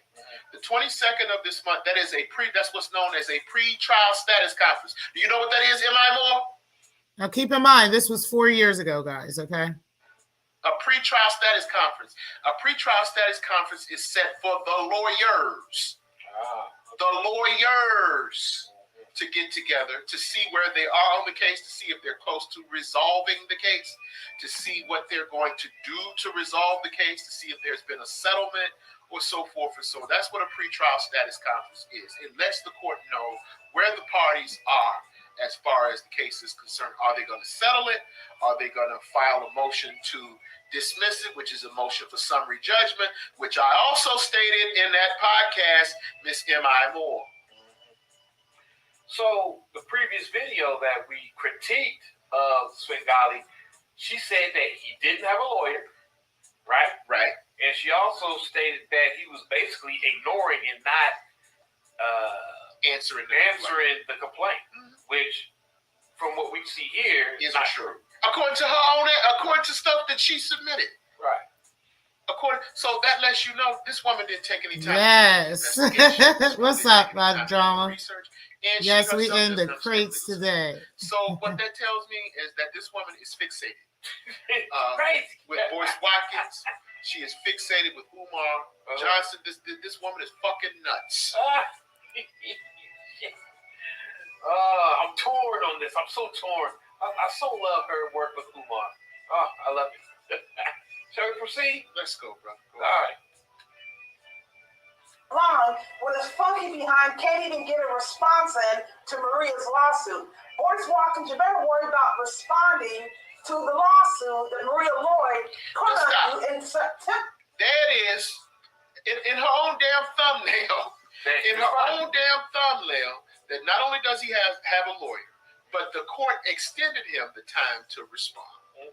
And the fact that it is January and no default judgment has been entered against him. Now, to people that work in it, that tells you something. You see what I'm saying? Right. That to anyone that is vaguely familiar with this system, that tells you something. That tells you either he has responded, and in all fairness, we don't have a copy of that response here. But that tells you either he has responded or there's some type of negotiation or something going on behind the scenes that no one here is privy to. And they wouldn't be privy to it because that's between the two attorneys. Right. You understand? So, again, this woman is fucking bonkers. And this woman needs help. And once again, I'm still trying to figure out where the fraud's coming in. I still haven't seen any evidence of fraud. You better respond. It sounds like she's saying that simply because Lloyd sued, that means that Lloyd is correct. Right. And again, just because you file a lawsuit, he was right about that. Just because you file a fucking lawsuit, that doesn't mean that person is right. And it damn sure don't mean she gonna get, what, $2 million because she hadn't been with that man. She was only with that man, I think, 2012. Or 2015, somewhere, she was only with him for a few years. So unless her shares in the company equal up to $10 million, which I don't think they do, the only place she could be hanging her hat for a $10 million judgment is if it's awarded as punitive damages. Is that good enough for you, Miss Moore? Proceed. And we're 4 months later, and you haven't even responded. So when are you going to file a lawsuit against Paris Milan? Give me a break. These statements are just meant to try to shut people up and to ward people off from filing another lawsuit on Boyce Watkins. He is so full of it. Answer Maria Lloyd's lawsuit first. You're 4 months late. You hear this, bitch? To give you another extension, and you're up here talking about you're going to sue Paris Milan. You're not going to sue anybody. He didn't say he was going to sue Paris Milan. He told her to watch herself, or she may wind up being sued. What are you listening to? The voices in your head? And once again, I'm still trying to figure out what that has to do with him being a fake and a fraud and a shyster. Everybody's a fraudster. What has anything to do with it? You lost too? Like this, she just literally gets fixated on black men and goes into these tirades, calls them frauds, calls them this, talks about sex, their sex life, talks about all. This is what this bitch does. It is a pattern of behavior with her. I'm lost. Okay, I'm completely lost. Okay, let's go. See, your so-called counter. You don't have no damn counterclaim against anybody. Boyce Watkins is a fraud that continued to target vulnerable black women until he came up against two who weren't going to take his garbage, Maria Lloyd and Mika Brown. Now, I haven't had a chance to research what's going on with Mika Brown's case because I was preparing. I have to testify Monday, and this is not a pleasant thing that I've been embroiled in trying to get ready for this testimony. But that is the second follow-up that I will be able to get into after Monday when this stuff is cleared off the desk. But he's up here talking about, I'm going to sue. This is so, it's so embarrassing. This is one thing our people need to really. All right, hold on, guys. We're going to put this on pause for a second. What's up, Melissa? Hey, T-Pre, could you hear me? Yeah, I can hear you. All right, my question is this, right?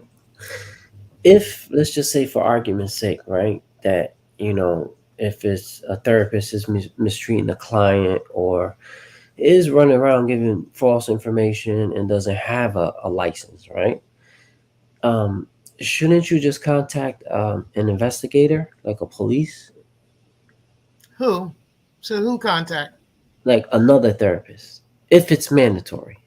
Well, Darrell just answered that question. He said, hold on, let me go back. He said, no, it's not mandatory in that respect. However, depending on the state, there are exceptions if a therapist caused harm to a client. Right. So if she's causing harm to a client, then I think there would be some, some things that he could do or some things that other people could do. But it would be kind of difficult to prove that without the client actually coming forth and saying that, right? Or you would have to be the client yourself, but what are you getting at? Like, I My guess. question is this, okay? Let's just say for argument's sake, right? Umar is harming clients. He got a fake license, whatever. So you report him. Shouldn't you just keep dogging the investigator? Hey, he's doing this, he's doing that. Go after him, instead of you doing it yourself. What are you talking about? Like what I'm saying to you is this, right? I mean, why don't you just be real? Why don't you just be straightforward with what you're saying? Because I don't know. Are you asking me something in particular? No, Darrell. I'm asking Darrell. Okay. Because Darrell's not going after her. No. AES, right? Okay. Right. Okay. Now, what I heard, okay, is that Umar is giving false information, and he's using his child, his license is invalid, whatever, and that it's their duty to call the cops on him. You understand? He's telling you it's not. Right, but he's saying that if a client is harmed, I'm saying, all right, so if a client is harmed, right, shouldn't you just... He said in some states, he said, depending on the state, there are exceptions if the therapist caused harm to a client. Here he is right here. He can answer the question for you. There you go. All right, here we go. What's up, What's Darrell? up, Godmother? How you doing, baby? I'm good, Godfather. How are you? Good.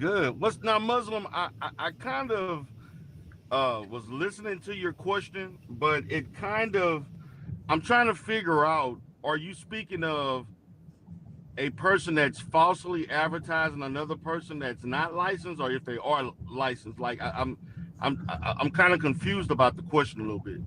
Okay, let me put it this way. I heard, right, that the reason why Umar is a target is because his license is invalid, and that he's going out giving information that could hurt people. So now it's a licensed therapist's duty to call the cops on him. So I say, all right, I see that part. I understand that part. But shouldn't you just keep going after the investigator? Say, hey, he's doing this, he's doing that, instead of you doing it yourself. Okay. Can you hear me? Yes, sir.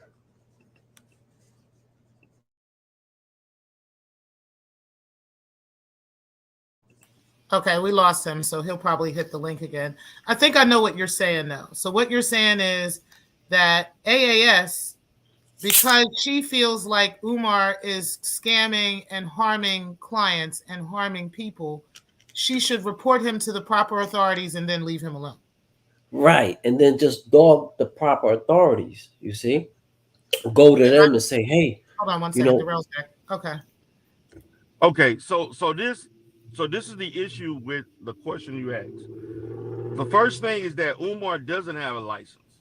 Right. So that kind of makes the question like not relevant to him, because Umar had a certification which allows you to have the title as a school psychologist. There is no license for a school.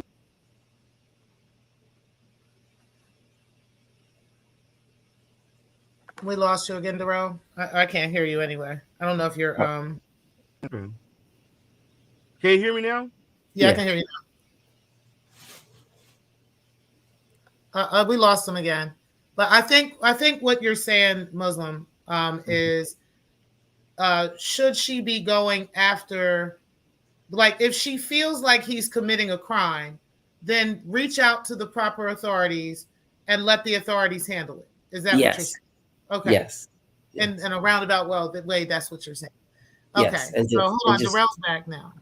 So I think what Okay. he's saying, Darrell, is I think what he's saying is that AAS, in other words, should have been reaching out to authorities on Umar. If she felt like he was committing a crime, she should have reached out to authorities, allowed the authorities to handle it, and leave him alone. If they don't find nothing, leave him alone. I think that's what he was trying to say.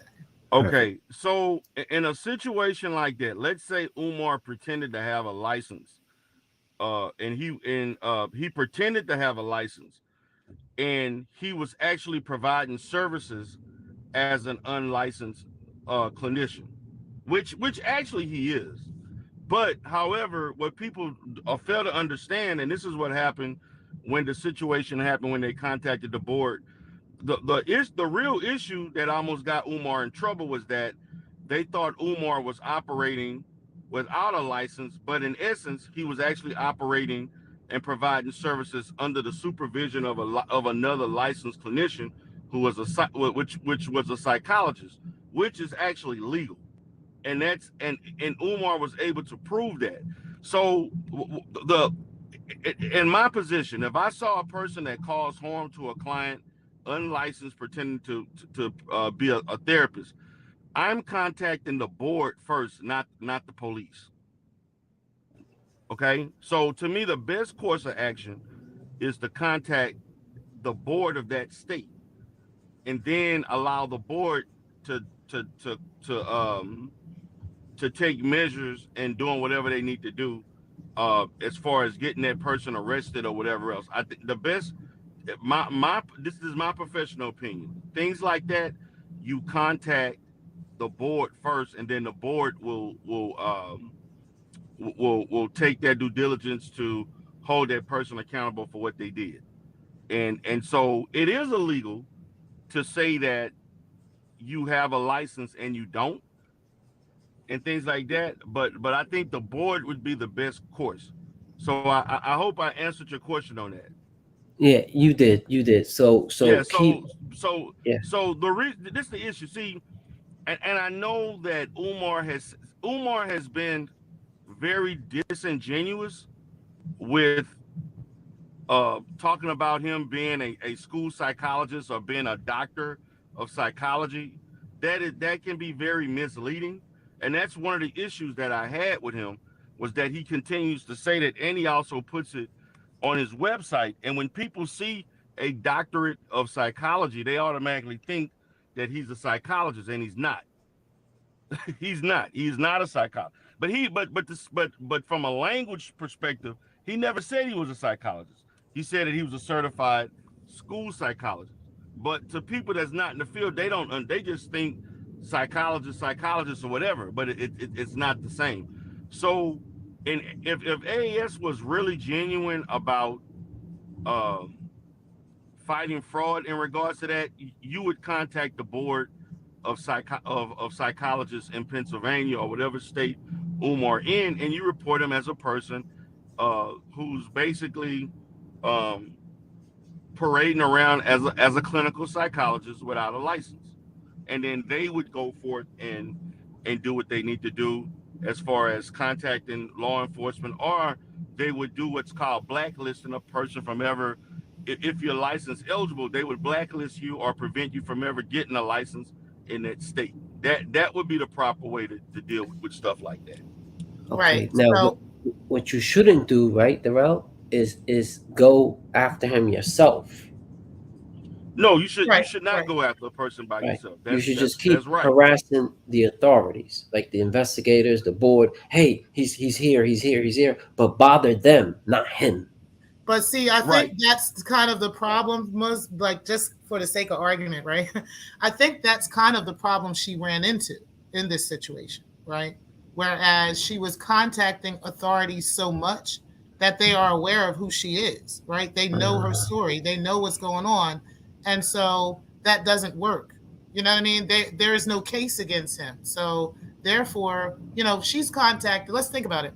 She's contacted the IRS. She's contacted the state of Pennsylvania. They've contacted all kinds of people to investigate this man, and she's been unsuccessful in getting it done, right? So now she just took to YouTube and just keeps making a barrage of videos in hopes that everybody else, like, let me see your transcript say, in hopes that others would do this as well, okay? So she she said she did, in fact, reach out to these entities. She reached out to law enforcement. She reached out to all these places, and they're all like, okay, they did their whatever investigations and they're done. And she kept harassing them too, to the point where they were ready to put charges against her. You see what I'm saying? So now she's just doing this on YouTube, which is a clear example of the fact that she has no intentions really of getting anybody locked up or anything. She's just harassing Black people. Like, this is what this bitch is, period. But isn't that dangerous that you're revealing who you are? You know what I'm saying? And you're going after a person, and now, they're like, oh, you're not the cops. You know what I'm saying? I'm not saying Umar or nothing like that. I'm just saying people could think like that. Like, hey, well, it is, but she thinks she's untouchable. You see what I'm saying? Mm-hmm. Until we had to reveal who she works for. You know what I'm saying? Like, she's been walking around here like incognito for years. You see what I'm saying? And she got sloppy with that shit. That's what happened. When Umar started asking for her information, that's when she started scrubbing the internet. She started taking her pictures down and, and stuff like that. And off of the website, Darrell, that website, there's a website that there's a bunch of websites. Yeah. And she had a picture up at one time on her profile. She took that picture down. I have a copy of the picture, but she took that picture down. And there's other things that she has done to kind of scrub who she is. She's told the California board she's given them this address of a location of a place that she did used to do practice in. Okay. Right. But she doesn't practice in that location anymore. But the board doesn't know that. They just as long as she receives mail from there, mm-hmm. and they don't resend the mail back, they're not going to really.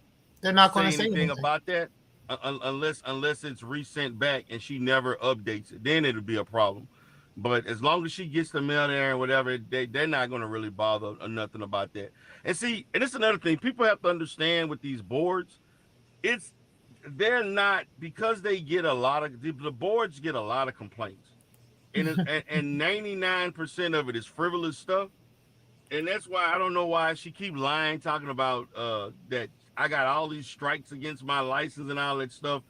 And it's the thing. This is one of the reasons why I had to stop going back and forth, and it was tiresome, because this lady has doctored information, cut and paste stuff, and these people believe this is the only sector that believe this stuff that she does. And I just got tired of trying to convince people when I basically showed you all the real document of how the board just gave me a soft warning and told me to move on. But she continues to put all this stuff and they believe it. So I'm like, look, y'all can believe whatever you want. First of all, I don't really have to explain myself to anybody. But if that's what you all want to do, look, y'all can just believe what y'all want. In real life, this shit has no. Oh, we lost you, D. All right. Yo, D. Darrell, thanks for answering my question. And thank you, T3. Right. No problem. No problem, us. All right, y'all. All right. So let's go ahead and finish this up, and then we're going to wrap up the show. There's a few more minutes left of this, so we're going to go ahead and get into this now. We need to have a traveling clinic to give our people the basic information about the legal system. And this is not shockingly enough, Boyce Watkins has that. Most Black folks. Boyce Watkins he actually has a school for people that want to learn about law. Mm-hmm. Allegedly, that's what he's advertised. That he has access to attorneys that give people a basic introduction to the law. Just basic points of legal first aid. So I think you would do well to go to that, but you probably don't want to be around Boyce Watkins because you don't want to be one of those impressionable young women under his control. Now, do you? That's not what you want, is it? No, that's exactly what you want. Right. Oh no, enough of us don't know. We need basic information about the legal system. Otherwise, we wouldn't be saying things like Boyce Watkins, like you only go to court, you only go to trial if it's a criminal case. Oh my God. He didn't say that. Is he not even talking to us? He didn't even say that. Right. He didn't even say that. Well, now we know where M.I. Moore gets their talking points. Blaming people for some shit they didn't even say, man. Keep going. Attorneys, and it's beyond a reasonable doubt for a civil case. No, fool, it's a preponderance of evidence, and you better be worried if you think it's beyond a reasonable doubt. There isn't a whole lot you need to prove in a civil case. And he's up here saying it doesn't mean anything. If you were sued for $10 million, you better be worried, people. Be worried if you have a $10 million lawsuit filed against you. Now, do y'all see how she's trying to use this intimidation tactic against this man?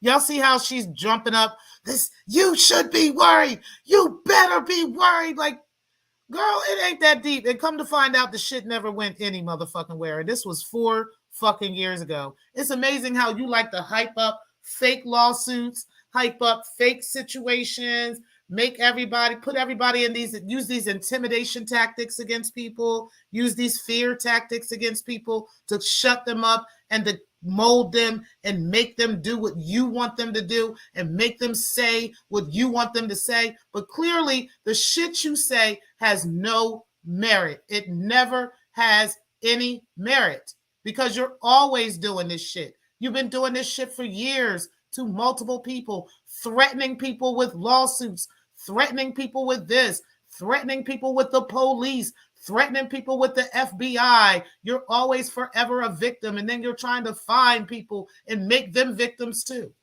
Over black men that you obsess over. You literally obsess over black men, successful black men at that. And you're lying left and right about... No, it doesn't mean anything to have a $10 million lawsuit. One, unless you worth $10 million and you got it to lose. Because here's what people don't understand. I'm just gonna cut through the bullshit and tell you. A judgment is a piece of paper. That's all it is. You still have to collect on that judgment. Now, people have a multitude of ways to collect on that judgment. They could garnish your wages. They could garnish your tax returns.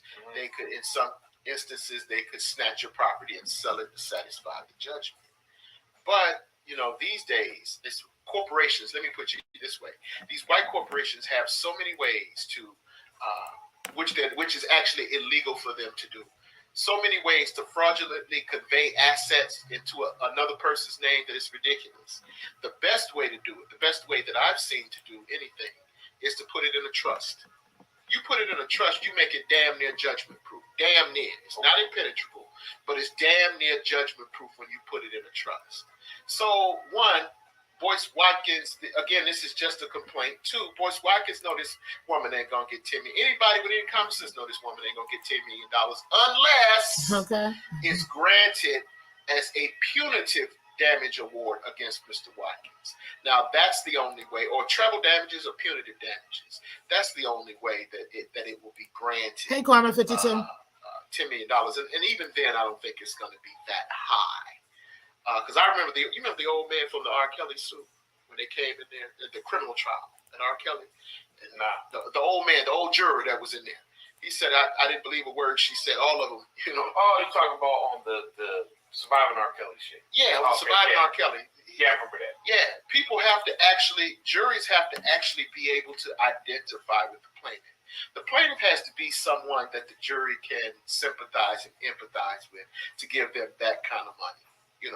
And lawyers understand that defense attorneys understand that people that are barely eking out a fucking existence at a barely or slightly above minimum wage job are going to feel some kind of way about coming in and just giving somebody money for every little unfortunate circumstance when in their everyday lives they're going through some real shit and nobody's giving them a dime. So they know that when they come in, if they have to defend a lawsuit, they're playing on that emotion. They're playing on that tendency because what they're going to paint you is you just a bitch here that want a free lunch for nothing. You know, and that's most people are going to assume that anyway. Why are you here asking for $10 million and you were only working for 3 years? You know, what kind of money did you generate for him when you're asking for $10 million? Why should we give you $10 million? How have you been so aggrieved that you deserve a $10 million punitive damage award? There's nothing wrong with this woman physically. There's nothing wrong with this woman mentally. She's talking about she didn't get what she thinks she's owed because he put the money in other places in his businesses. That's what she's saying. He defrauded me. Her turn. He defrauded me, or he injured me by not giving me what I think I deserve. I think Boyce is too much of a soft touch to starve this bitch. He's not an R. Kelly. Right. If anything, he gave her too much. Okay. His problem was he gave her too much. He probably should have had her peeing in the corner somewhere. You understand? Okay. So his problem was he gave her too much, and now she wants more. There's nothing wrong with this girl. This girl isn't suffering any type of mental distress. This is a girl that wants to be vindictive and get even because she wants more. Let's go. But you have all these businesses, and they're all defunct. Hold up. Correction. Like I said, a lot going on. It just came back to me that there's an update regarding the what I called defunct businesses of Boyce Watkins. When I posted a video on this issue a week or so ago, I stated there was only one so-called business that was still operational and had apparently paid its, regulatory fees, and that is Boyce Watkins Enterprises. That is active. You see it here on the screen. Then you have Your Black World. This is the YouTube channel from which Boyce Watkins sends all these valuable videos and begs you all to give all kinds of money to this bogus school that he lies and says he'll give degrees. Your Black World, defunct, non-operational. You see it on the screen. Then you have the Black Wealth Boot Camp. That's another entity of Boyce Watkins that is non-existent, defunct. Hold on. Because it didn't pay his regular dues. I'm sorry. Here's the problem here. Boyce Watkins has never held these. He had these institutions, and also what this says is involuntary dissolution, which means he dissolved them on his own. Okay. Mm-hmm. Excuse me, involuntary. It means they were dissolved by some means. I don't know why. Involuntary means someone else did it. Voluntary would mean he did it. Yeah. But anyway, Boyce Watkins isn't collecting money under any of these businesses. Not that I'm aware of. He isn't collecting money under any of these businesses. And number two, Maria Lloyd sued under these businesses. Okay. These are the entities that she named in her federal lawsuit. Okay. Right. Which is more of an indication that this thing is not going to go very well. Now, here's my thing with what was just said. Okay. The woman who filed the lawsuit says that these businesses are in existence. Okay. But here's AAS trying to jump out the window, trying to discredit this black man and say, look what happened. These businesses don't exist. She's actually hurting this dusty woman, okay? She's actually hurting the woman by showing that the businesses are defunct.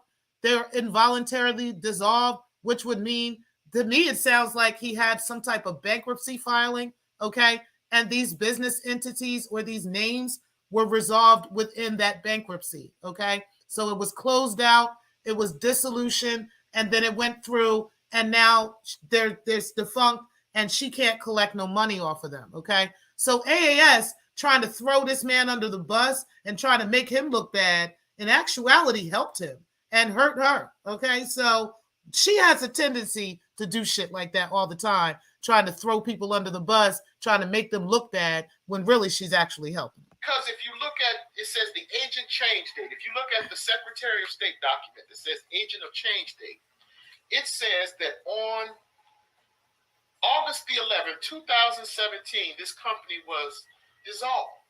This woman filed this suit a year later with a company that no longer exists. Make a Change says all this heat for Boyce Watkins when we have CE that stated he is AFW scamming. You have Rev G, another AFW that collected money for a lawsuit that never happened. Make it make sense. Let's also, I mean, there's a whole lot of stuff we can talk about AAS and their side of the camp and how these things are going. Like, let's look at even this Rev G thing, right? Let's talk about this real quick. This bombshell that the bestie put out last night. Shout out to the bestie who dropped that tea on Rev G, okay, and how that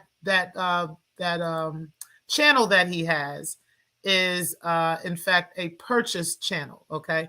I want to go over that a little bit because and then I might even come back to this video because it's getting a little bit long and we're about 2 hours into our video now. So I think I'm going to do this in the second half. But either way, let's go ahead and do the Rev G thing and then we'll just end the show from here. So Ray last night did in fact drop a bomb, and I'm going to go ahead and play that bomb for y'all. But before I do, let's go ahead and play a quick timer because I actually got to go grab a water real quick, and then we'll be right back to it, okay?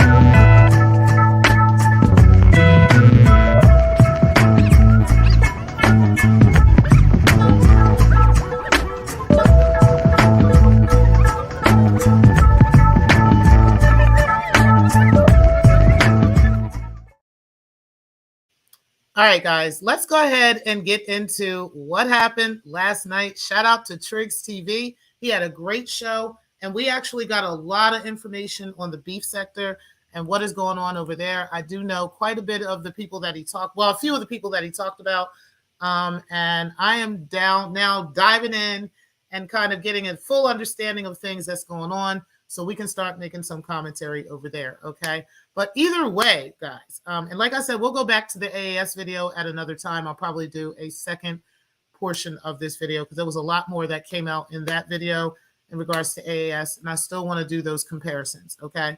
But let's play this link. Let's play this clip last night from a clip channel that we have and from Ray Show. And shout out to the bestie.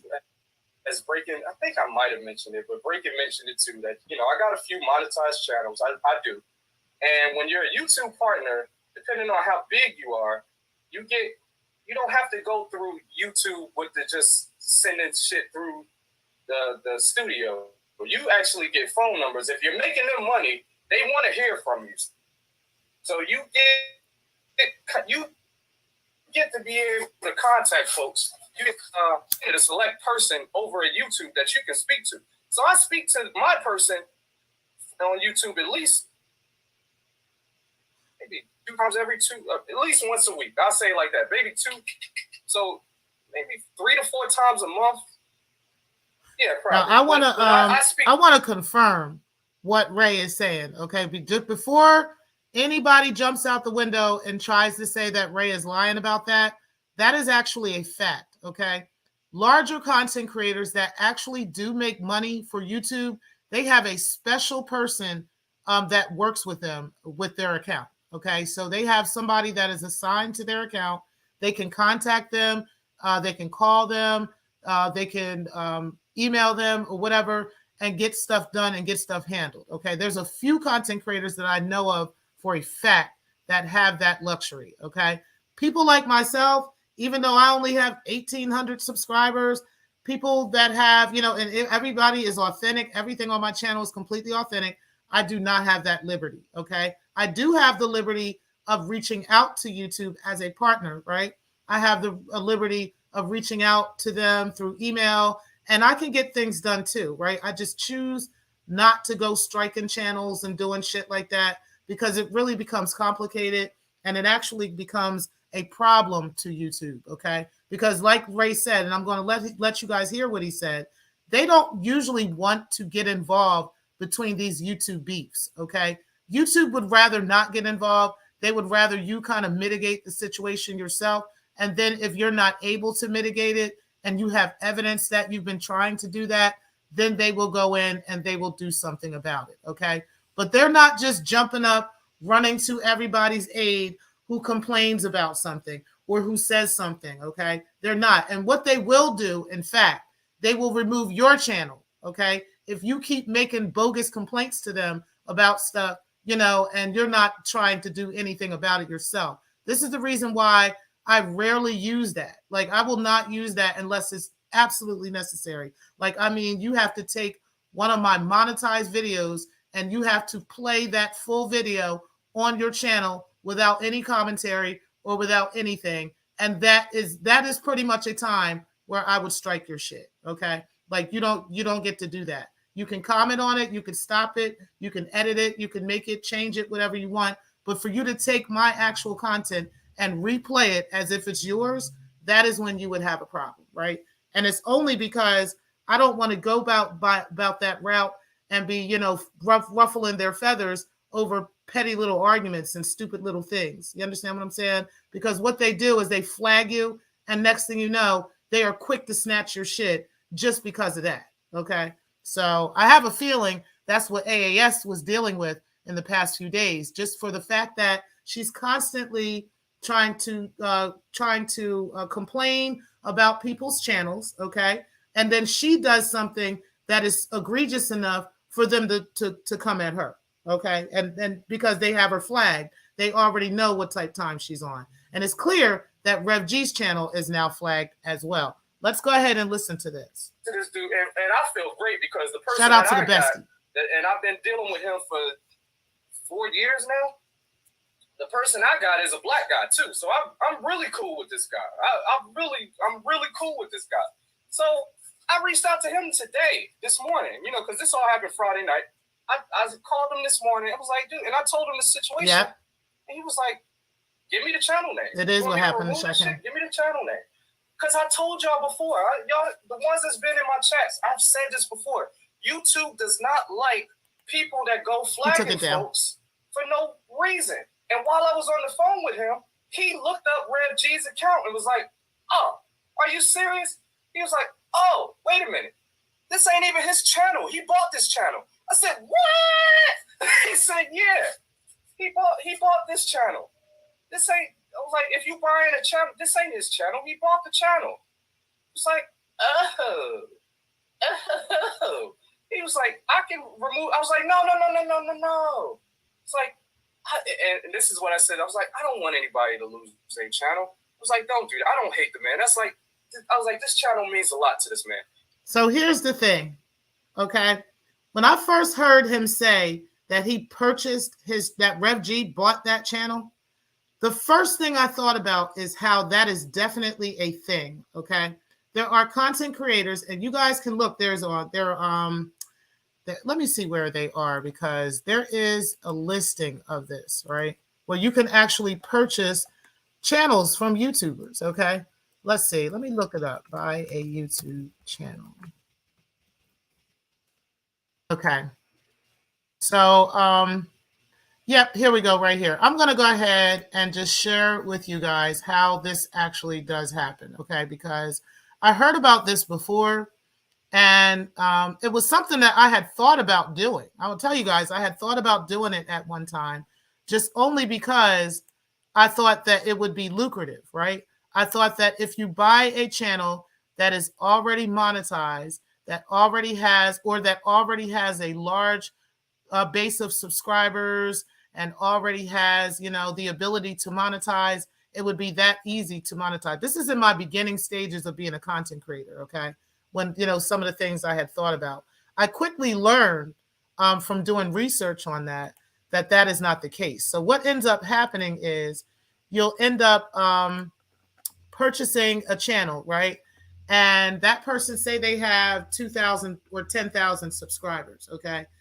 They'll scrub their channel clear or clean, or they won't even do that. You'll just buy the channel as it is, right? With all the subscribers, with all the videos, with all the content, right? And then in your mind, you're thinking, okay, I can just go and just take it from here.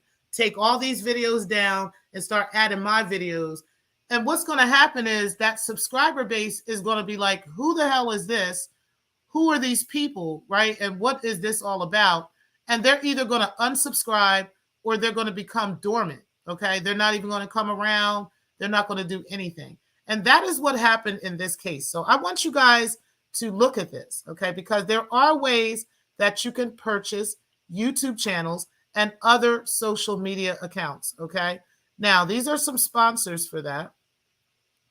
And then we've got some other ones, right, at FamSwap, right? FameSwap, YouTube channels for sale, okay? So people pay all kinds of money for these YouTube channels, and they get like 500,000 to 1 million subscribers and all kinds of stuff. Here's another one where you can actually do that. But is this legal, guys? It says, is there risk involved when buying a YouTube channel? Selling a YouTube channel is against YouTube policies. However, there is no legal barrier. So in other words, you won't go to jail for buying somebody's YouTube channel, okay? But YouTube will most definitely remove your channel. They will go ahead and get rid of you if they know you're bought. And how they figure that out is based off of like what I said. There's certain patterns that will happen with that channel, okay? So, you know, everybody that was there, you know, you'll start seeing comments like, who is this? Who are you? Or you'll start seeing a mass number of people just start exiting that channel, right? Or you'll see a mass number of people just lie dormant in the channel where they never come to any of your videos. They don't pay you any mind or anything like that. This is how they find out that these channels are bought. And I'm pretty sure there's other things that they use to know whether or not a channel is bought, okay? Can I buy an already monetized YouTube channel?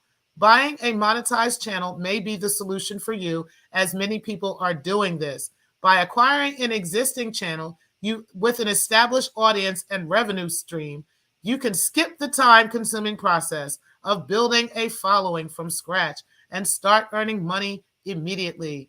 This, guys, is not a website that YouTube or Google is telling you, okay? You must vet the information that you receive, because I'm letting you know this is in fact against YouTube policies, okay? So if you're purchasing likes, purchasing views, purchasing channels, and all these other things, yes, YouTube will in fact remove your shit. Now, let's talk about that, okay? Let's talk about how we in fact may know that Rev G is doing that. I remember when Rev G had first gotten this channel and acquired this channel that he has now, okay? What he tried to say was, you know, it was something over the Spotum situation and how they were going back and forth with each other at one time. And so, you know, he was trying to say that he created this new channel, you know, because, you know, he was trying to go in a new direction, right? He was supposed to be taking this Rev G Makes Music channel into a music direction. He wanted to leave all the effery alone on the old channel. He was just letting it go and he was moving on. None of us were particularly paying attention to his sub count, right?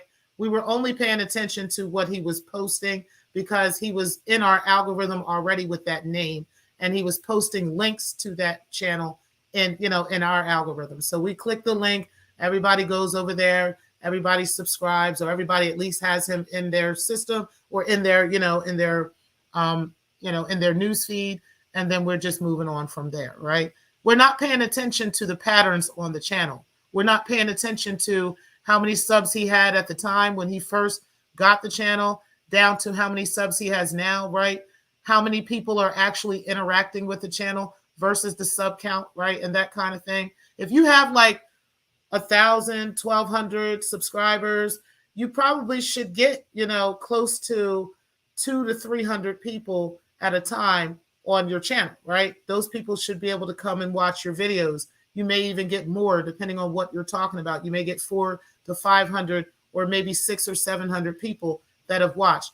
All your subs are not ever going to always watch every single video, right? But it becomes fishy when you have thousands of subscribers and you only have 10 people watching the show, or you have 15 people watching, right? That is when it becomes weird and it becomes strange and a little bit suspicious, right? So I always wondered what was up with that channel and why he had 1,200 subscribers and why none of these people care, you know what I mean, about anything he's ever talking about. Like, he never gets above 150 to 200 people and you know, that watch a replay on a video. I mean, literally never, you know what I mean? Except that one time where the 400 bots rolled up on there. You know, that's the only time he's ever gotten that. You know what I'm saying? So to me, you know, it made it very clear when Ray said that he had purchased that channel for why this is happening. Now, Rev G. Man, oh man, the fucking webs we weave ourselves into, okay? It is so funny to me that you forget, you know, the policies of YouTube, or maybe you're just not aware of YouTube's policies. And that's kind of clear just based off of what you think, you know, people make off of ads, you know what I'm saying, and stuff like that. It's clear you're not aware of content creation. It's clear you're not aware of YouTube policies and things like that. When you think people are getting rich off of ads and, you know, and stuff like that, you know, that's just very clear. So here's the thing, you know, you've literally put yourself in a box at this point. Okay. Now you went out and used a channel that is illegally on you know, out here on the platform. You already have the channel, you know, out of policy with YouTube. Okay. And then you use that channel to place strikes against someone who you disagree with for talking shit about you. Okay. And so now that person's channel is fine. Okay. YouTube is going to look, they're going to see, as they have done with me, that y'all have been trying to get YouTube to look at my videos on breaking the culture. And they're like, okay, not a big deal, as they've told me, right? Just to let y'all know, they don't care. Okay. But and then they also hear what she has said, so they don't care. But either way, you know, now you've done that, and you know, Drama's channel is fine. They're looking, they're listening to it. They see there's not really anything he's doing that's going against YouTube policies. Okay. And so now they're like, okay, yeah, but your channel is bought, sir. You purchased this channel. So what do you want us to really do? Now, how about we just take your shit? Okay. So now you're in a position where you're going to have to drop them strikes. Okay. Or you could choose not to. You could choose to keep the strikes up. The strikes will remain until YouTube decides whether it's, you know, right or whether it's not, you know what I mean? And then your channel, sir, is on the hook for being snatched. Okay. So now you're going to have to create a channel. Okay. Create a new channel, and you're going to have to grow the channel authentically, like everybody else in the sector has to do. Okay. Like I had to learn that I had to do, right? When I was looking into creating a channel, and this was before I made Black Lounge. Okay. When I was looking into the idea of creating a channel, this is one of the things that came across my desk. And I was like, oh, wow, this sounds like a great idea. I just buy a channel that has 1 million subscribers, and then I just take over, and hopefully they will like me. And it turned out that, you know, after looking into it more and listening to other people who had failed miserably at actually trying to do that, right? I realized that is not a good look, and I never did it. Okay. And I went on and I created this channel, and it is authentic, and everything that's on this channel is authentic. Okay. From the views, from the likes, the subscribers, everything. Okay. The channel, the videos, everything is all me. Okay. It's all 100% from the muscle. So, you know, you're going to have to do that now, Rev G. Now you're going to have to go back. You're going to have to start all over again. You're going to have to take your little 10 people that like you, and you guys are going to have to rock out, and make this work. Perhaps this time you will stop talking shit about people, lying on people, making up shit, doxing people, and doing the stuff that you do, right? And then you will actually grow your channel authentically with some real content this time, right? As opposed to buying a channel and thinking that you're going to fake and do a 51 fake on everybody and everybody's just going to believe that. Little did you know the people that rub shoulders with us in this sector, okay? And it's not just Ray that is a large content creator that has such privileges that actually rub shoulders with us in this sector. There's a few content creators who even watch my channel from the clouds. Some come out of the clouds. One of them, I don't know if he has this privilege, but one of them, a larger content creator, popped out of the clouds the other day to tell you guys hello and to kind of interact with us. Shout out to So Deb. And there's some others that are very large content creators that have 10,000, 20,000, 50,000 subscribers that do drop out of the clouds every so often, and they have something to say, okay? Or they're just watching from the clouds, okay? So you never know who's actually rubbing shoulders with this sector. And like I said, those people have direct connections with YouTube, okay? Direct connections with YouTube, okay? So you might want to watch what you're saying and what you're doing. We're no longer in the days where things are just an illusion and everybody just is in all over what you say and what you do, and everybody has this extra respect for the AFWs because they don't anymore. It's not there anymore, okay? So y'all's word means absolutely fucking nothing to anybody anymore, okay? But yeah, that's unfortunate for you, Rev G, and it's clear as day to me that you did that you purchased that channel. Because like I said, I remember when you did it. And, when that channel first came about, all of a sudden, right, you had a couple thousand subscribers. And it's like, where is all these subscribers coming from? Why do you have that many subscribers? Like when I finally looked at your subscriber count, it didn't make sense to your growth. It didn't make sense to the channel, right?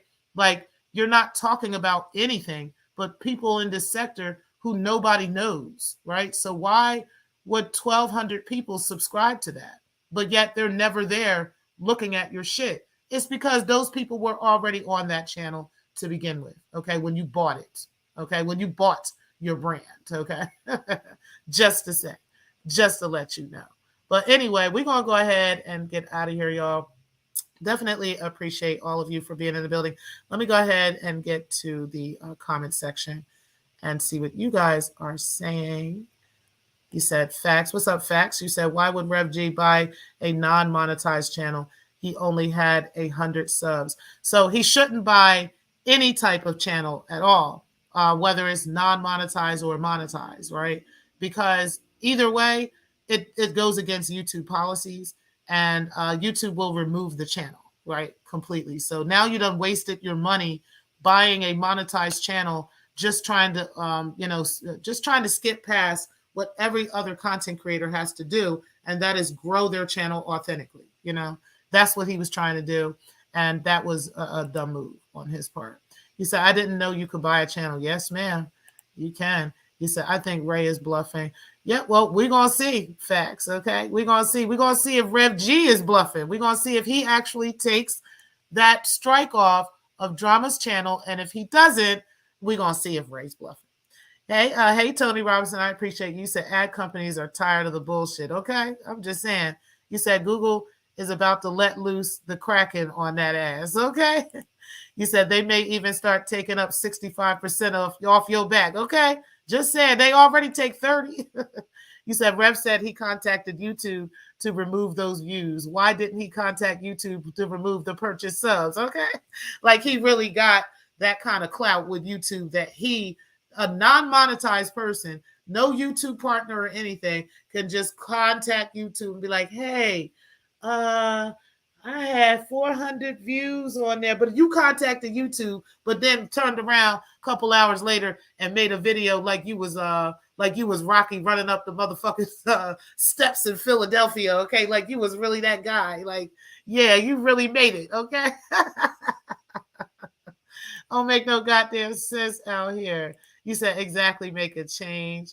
You said, dude, take take your meds, okay? What's up, Brixton? I appreciate you being in the building. You said, thanks for watching, everyone. Please share, subscribe to the Black Lounge Divine. Thank you for that.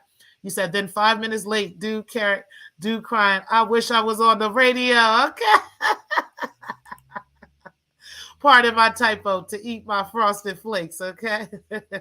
You said, make a change between, you said, make a change, you said, at make a change, oh, Muslim, you said, at make a change between lives, shorts, videos, and sharing other videos on Community Wall. You think it's impossible to acquire 1,300 subs in almost 20 months. So he hasn't had that video. He hasn't had that channel. He's had that channel. As a matter of fact, we're going to go take a look how long Rev G has had that channel. Because it damn sure hasn't been 2 years. I know that for a fact. I'm going to take a look at it.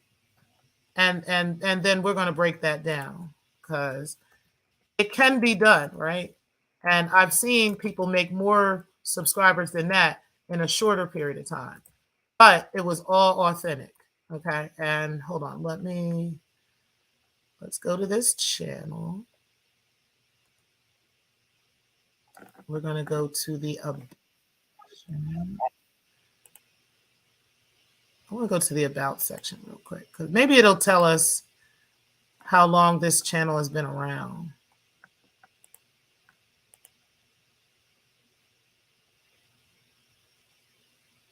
Yeah. So this channel, guys, was made on October 31st, 2021. Okay. I'm going to show you guys this channel. Now, it's possible he could say something like, oh, I've already had the channel, and so forth and so on. But he said he created a new channel. He told us he created a new channel. So if he created a new channel, that channel would have been when he first created it. But no, this channel was October 31st, 2021, and it's had 20,368 views on it, okay? Which is quite a bit, but it would make sense for a channel with this many subscribers or more subscribers than that, okay? Where I'm getting at is that if he bought this channel, right, then all of this viewership would have been there already. And then let's look at his lives. Let's look at like the actual engagement on his channel. He doesn't have much engagement on this channel for him to have that many subscribers, right? Like it just seems like there's so little engagement. Like the most amount of viewership. And look, guys, the first video he put up here was 2 months ago. So he's only had this channel for a couple of months. So there's no way that he got this and did this in this short period of time. And let's look at the videos. Let's see if he has any videos or shorts. So he does have videos. And the videos also don't have much engagement. It's only like 40, 50 views. It's 12 views, 19 views. He doesn't have much engagement for him to have that many subscribers. And even when I had like 400 subscribers, 300 subscribers, 200 subscribers is when my view count was looking like this, okay? And now that my view count is higher, I'm starting to get much more viewership. And it also depends on what I'm talking about. So if I'm talking about Secktah topics, right, I'm going to get a hell of a lot more viewers on those topics than I would on something like, a celebrity gossip, right? If I do something like, Umar Johnson Secktah topics or the Secktah's tea or something like that, I'm going to get a lot more views because it's usually drama or something involved than I would on my true crime, right? Or something like that. So those are usually catered to and niche down to a particular audience, right? But on his channel, he has only one audience. There's literally one audience on here. It's always about something. Well, lately it's been about affirmative action. But before that, it was about, making music, you know, and other things on YouTube and stuff. These were all within the past couple of months that he started making these videos. So the earliest video, let's see what, because we're back on the channel now. Earliest video on here is 8 months, 9 months. Okay, so we're back a little bit. 10 months, 1 year. Okay, so we're a year in. So he has been making videos for about a year on this channel. Okay. All right, so the first video was a year ago on this channel. So if he's had the channel since 21 and the first video was a year ago, and all he's really talked about is everything he's always talked about, which is less drama, more music, Rev making corny music, the black church and homosexuality, the squirrel dance, y'all remember that. The Umar Johnson, it's all about Umar Johnson sector, the Umar Johnson sector, and it's nothing really anything different, you know. And these are just the videos themselves, okay? These are just the videos. Now the live streams, say Shake It featuring Puppet Grandson, I Am Your Content, you know, like these are all that he's been talking about. So it's not like he's talking about a whole bunch of other things and he has a multitude of people actually, you know, engaging with him in regards to these things, right? They're all seem to be on the same subject. And then, you know, these live streams right here are just simply about the sector, and all the other ones that he has privated now are about the sector, right? The community tab, let's take a look at that. And on the community tab, it's the same thing, you know, just kind of talking about the sector, talking about, you know, things that he's always talking about. I mean, he's never really talking about anything else. And, you know, lately he's been talking about these affirmative action things, you know, but he's not really talking about anything outside of what he's always been talking about in this sector. You know what I'm saying? And that is the people of the sector, you know, what's going on with Nikki, what's going on with T-Pre, what's going on with Shakim, you know, and that's just it. And then, you know, like lately he's been talking about music and talking about these things now. But, you know, look, here's goes one right here. A phenomenal show. We are not your distractions. And this is a video that was taken down. Here he goes talking about Brown Sugar Baby, Poison Reloaded. Yeah, you can't complain about Mona calling you gay, talking about Shakim. Can the Holy Spirit be seen in your life? Something about Mr. Palmer. You know, the same old shit, just different day. Okay. So it's not like, the point I'm trying to make is that it's not like he's talking about a multitude of different subjects that other people in other sectors would be interested in, and they would be coming to his channel on a regular basis, right? In order for him to gain this many subscribers in a year's time and have this many videos in a year's time, that most are privated now, and most are about this sector, right? You know, and, you know, just to be claiming that he didn't actually purchase that channel. That channel was already clearly an established channel when he created, when he, you know, made the channel, when he acquired the channel. And then he went and made his own, you know, videos and put his own stuff in there, you know, in regards to that. So that's what it sounds like to me. And if he is lying, then you know what? We'll find out, right? He said, I'll go back and catch the replay. Okay, I appreciate that. He said, I support the pre. Thank you, Pills. I appreciate that. He said, make a change unless you've seen those subs in his first 6 months, right? You said Muslim Rev even said when it happened that he believes someone purchased the subs. Yeah, I remember him saying that too, because everybody was questioning why he went from like, I think he had went from like 100 some subscribers to all of a sudden 1,000 subscribers like overnight, right? I do remember that shit happening. And when that happened, he was trying to say he thinks somebody purchased it, but everybody kind of left it alone.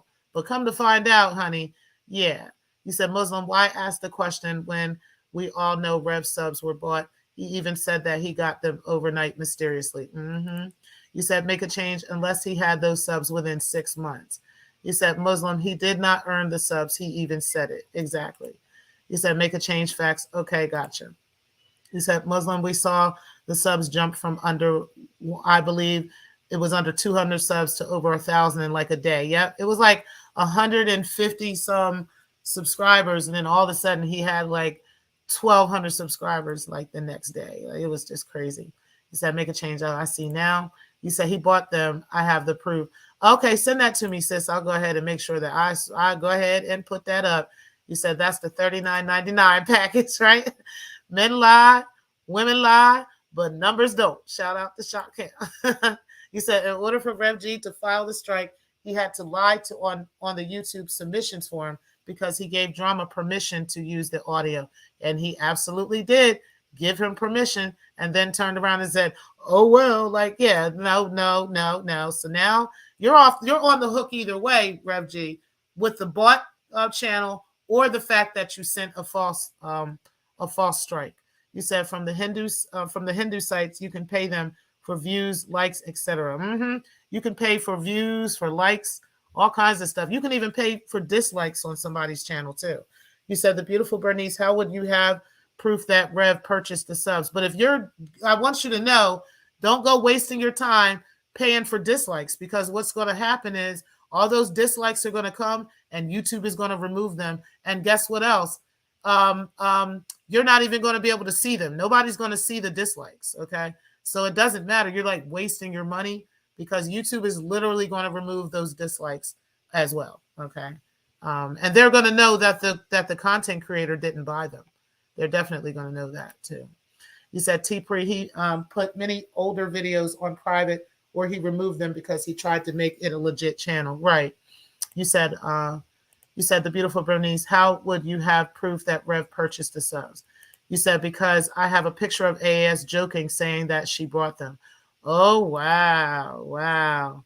And I'm sure she did. You said that nigga got my artwork. Don't make no sense. You said the beautiful Bernice. You said from a year ago, but he don't like me. Right. Always trying to get you in some shit. You said, Tony, you can strike his channel if he has your artwork in a video or a thumbnail. You definitely can. You said, Tony, which one is yours? You said, dude, my artwork is all nut money. It's like the other bozo stealing my shit. I get a cut of the ad revenue. You said, are you doing me a favor? You said, in his mind, he thinks he's trolling. Right. He's just a weirdo, though. You said, facts, the neon green Pharaoh gift. Oh, okay. All right, listen, guys, we're out of here. I just wanted to go ahead and go over this, but we will finish up this AAS video in the near future, because I most definitely want to kind of go over this shit and, kind of let you guys kind of see what was going on with AAS in the past.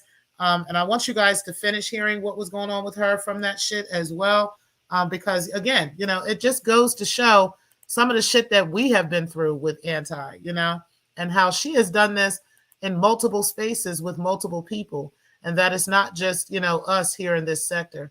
And again, I don't know why people want to keep giving her, these accolades, like she's really important like that. But y'all need to be honest with that bitch, on her bullshit. And just let her fucking know, that you're not the fucking one. But yeah, because she's been doing this with multiple people and multiple spaces. But we are going to continue on with this video. I believe Eyes is going to be picking up the other 2 videos. She said there are 2 other videos that this channel has on AAS. So we're going to go into those as well. And hopefully Eyes will get into that. If she doesn't, then I'll pick it up for you guys. Okay. But I appreciate everybody for being in the building. Make sure you guys do hit the like button, guys. Okay. And I will talk to you guys later. Peace, guys. Thank you guys for watching. Tomorrow we will have our true crime at bedtime. Okay. And that'll be around 9:30, 10 p.m. tomorrow night, because everybody will be cozied up in the bed and we can have this crazy story. And we will be talking about the Willie Maxwell story, okay, which is the voodoo decrease this, guys. Okay. So hopefully you guys will tune in tomorrow. Peace, guys. Thank you guys for watching.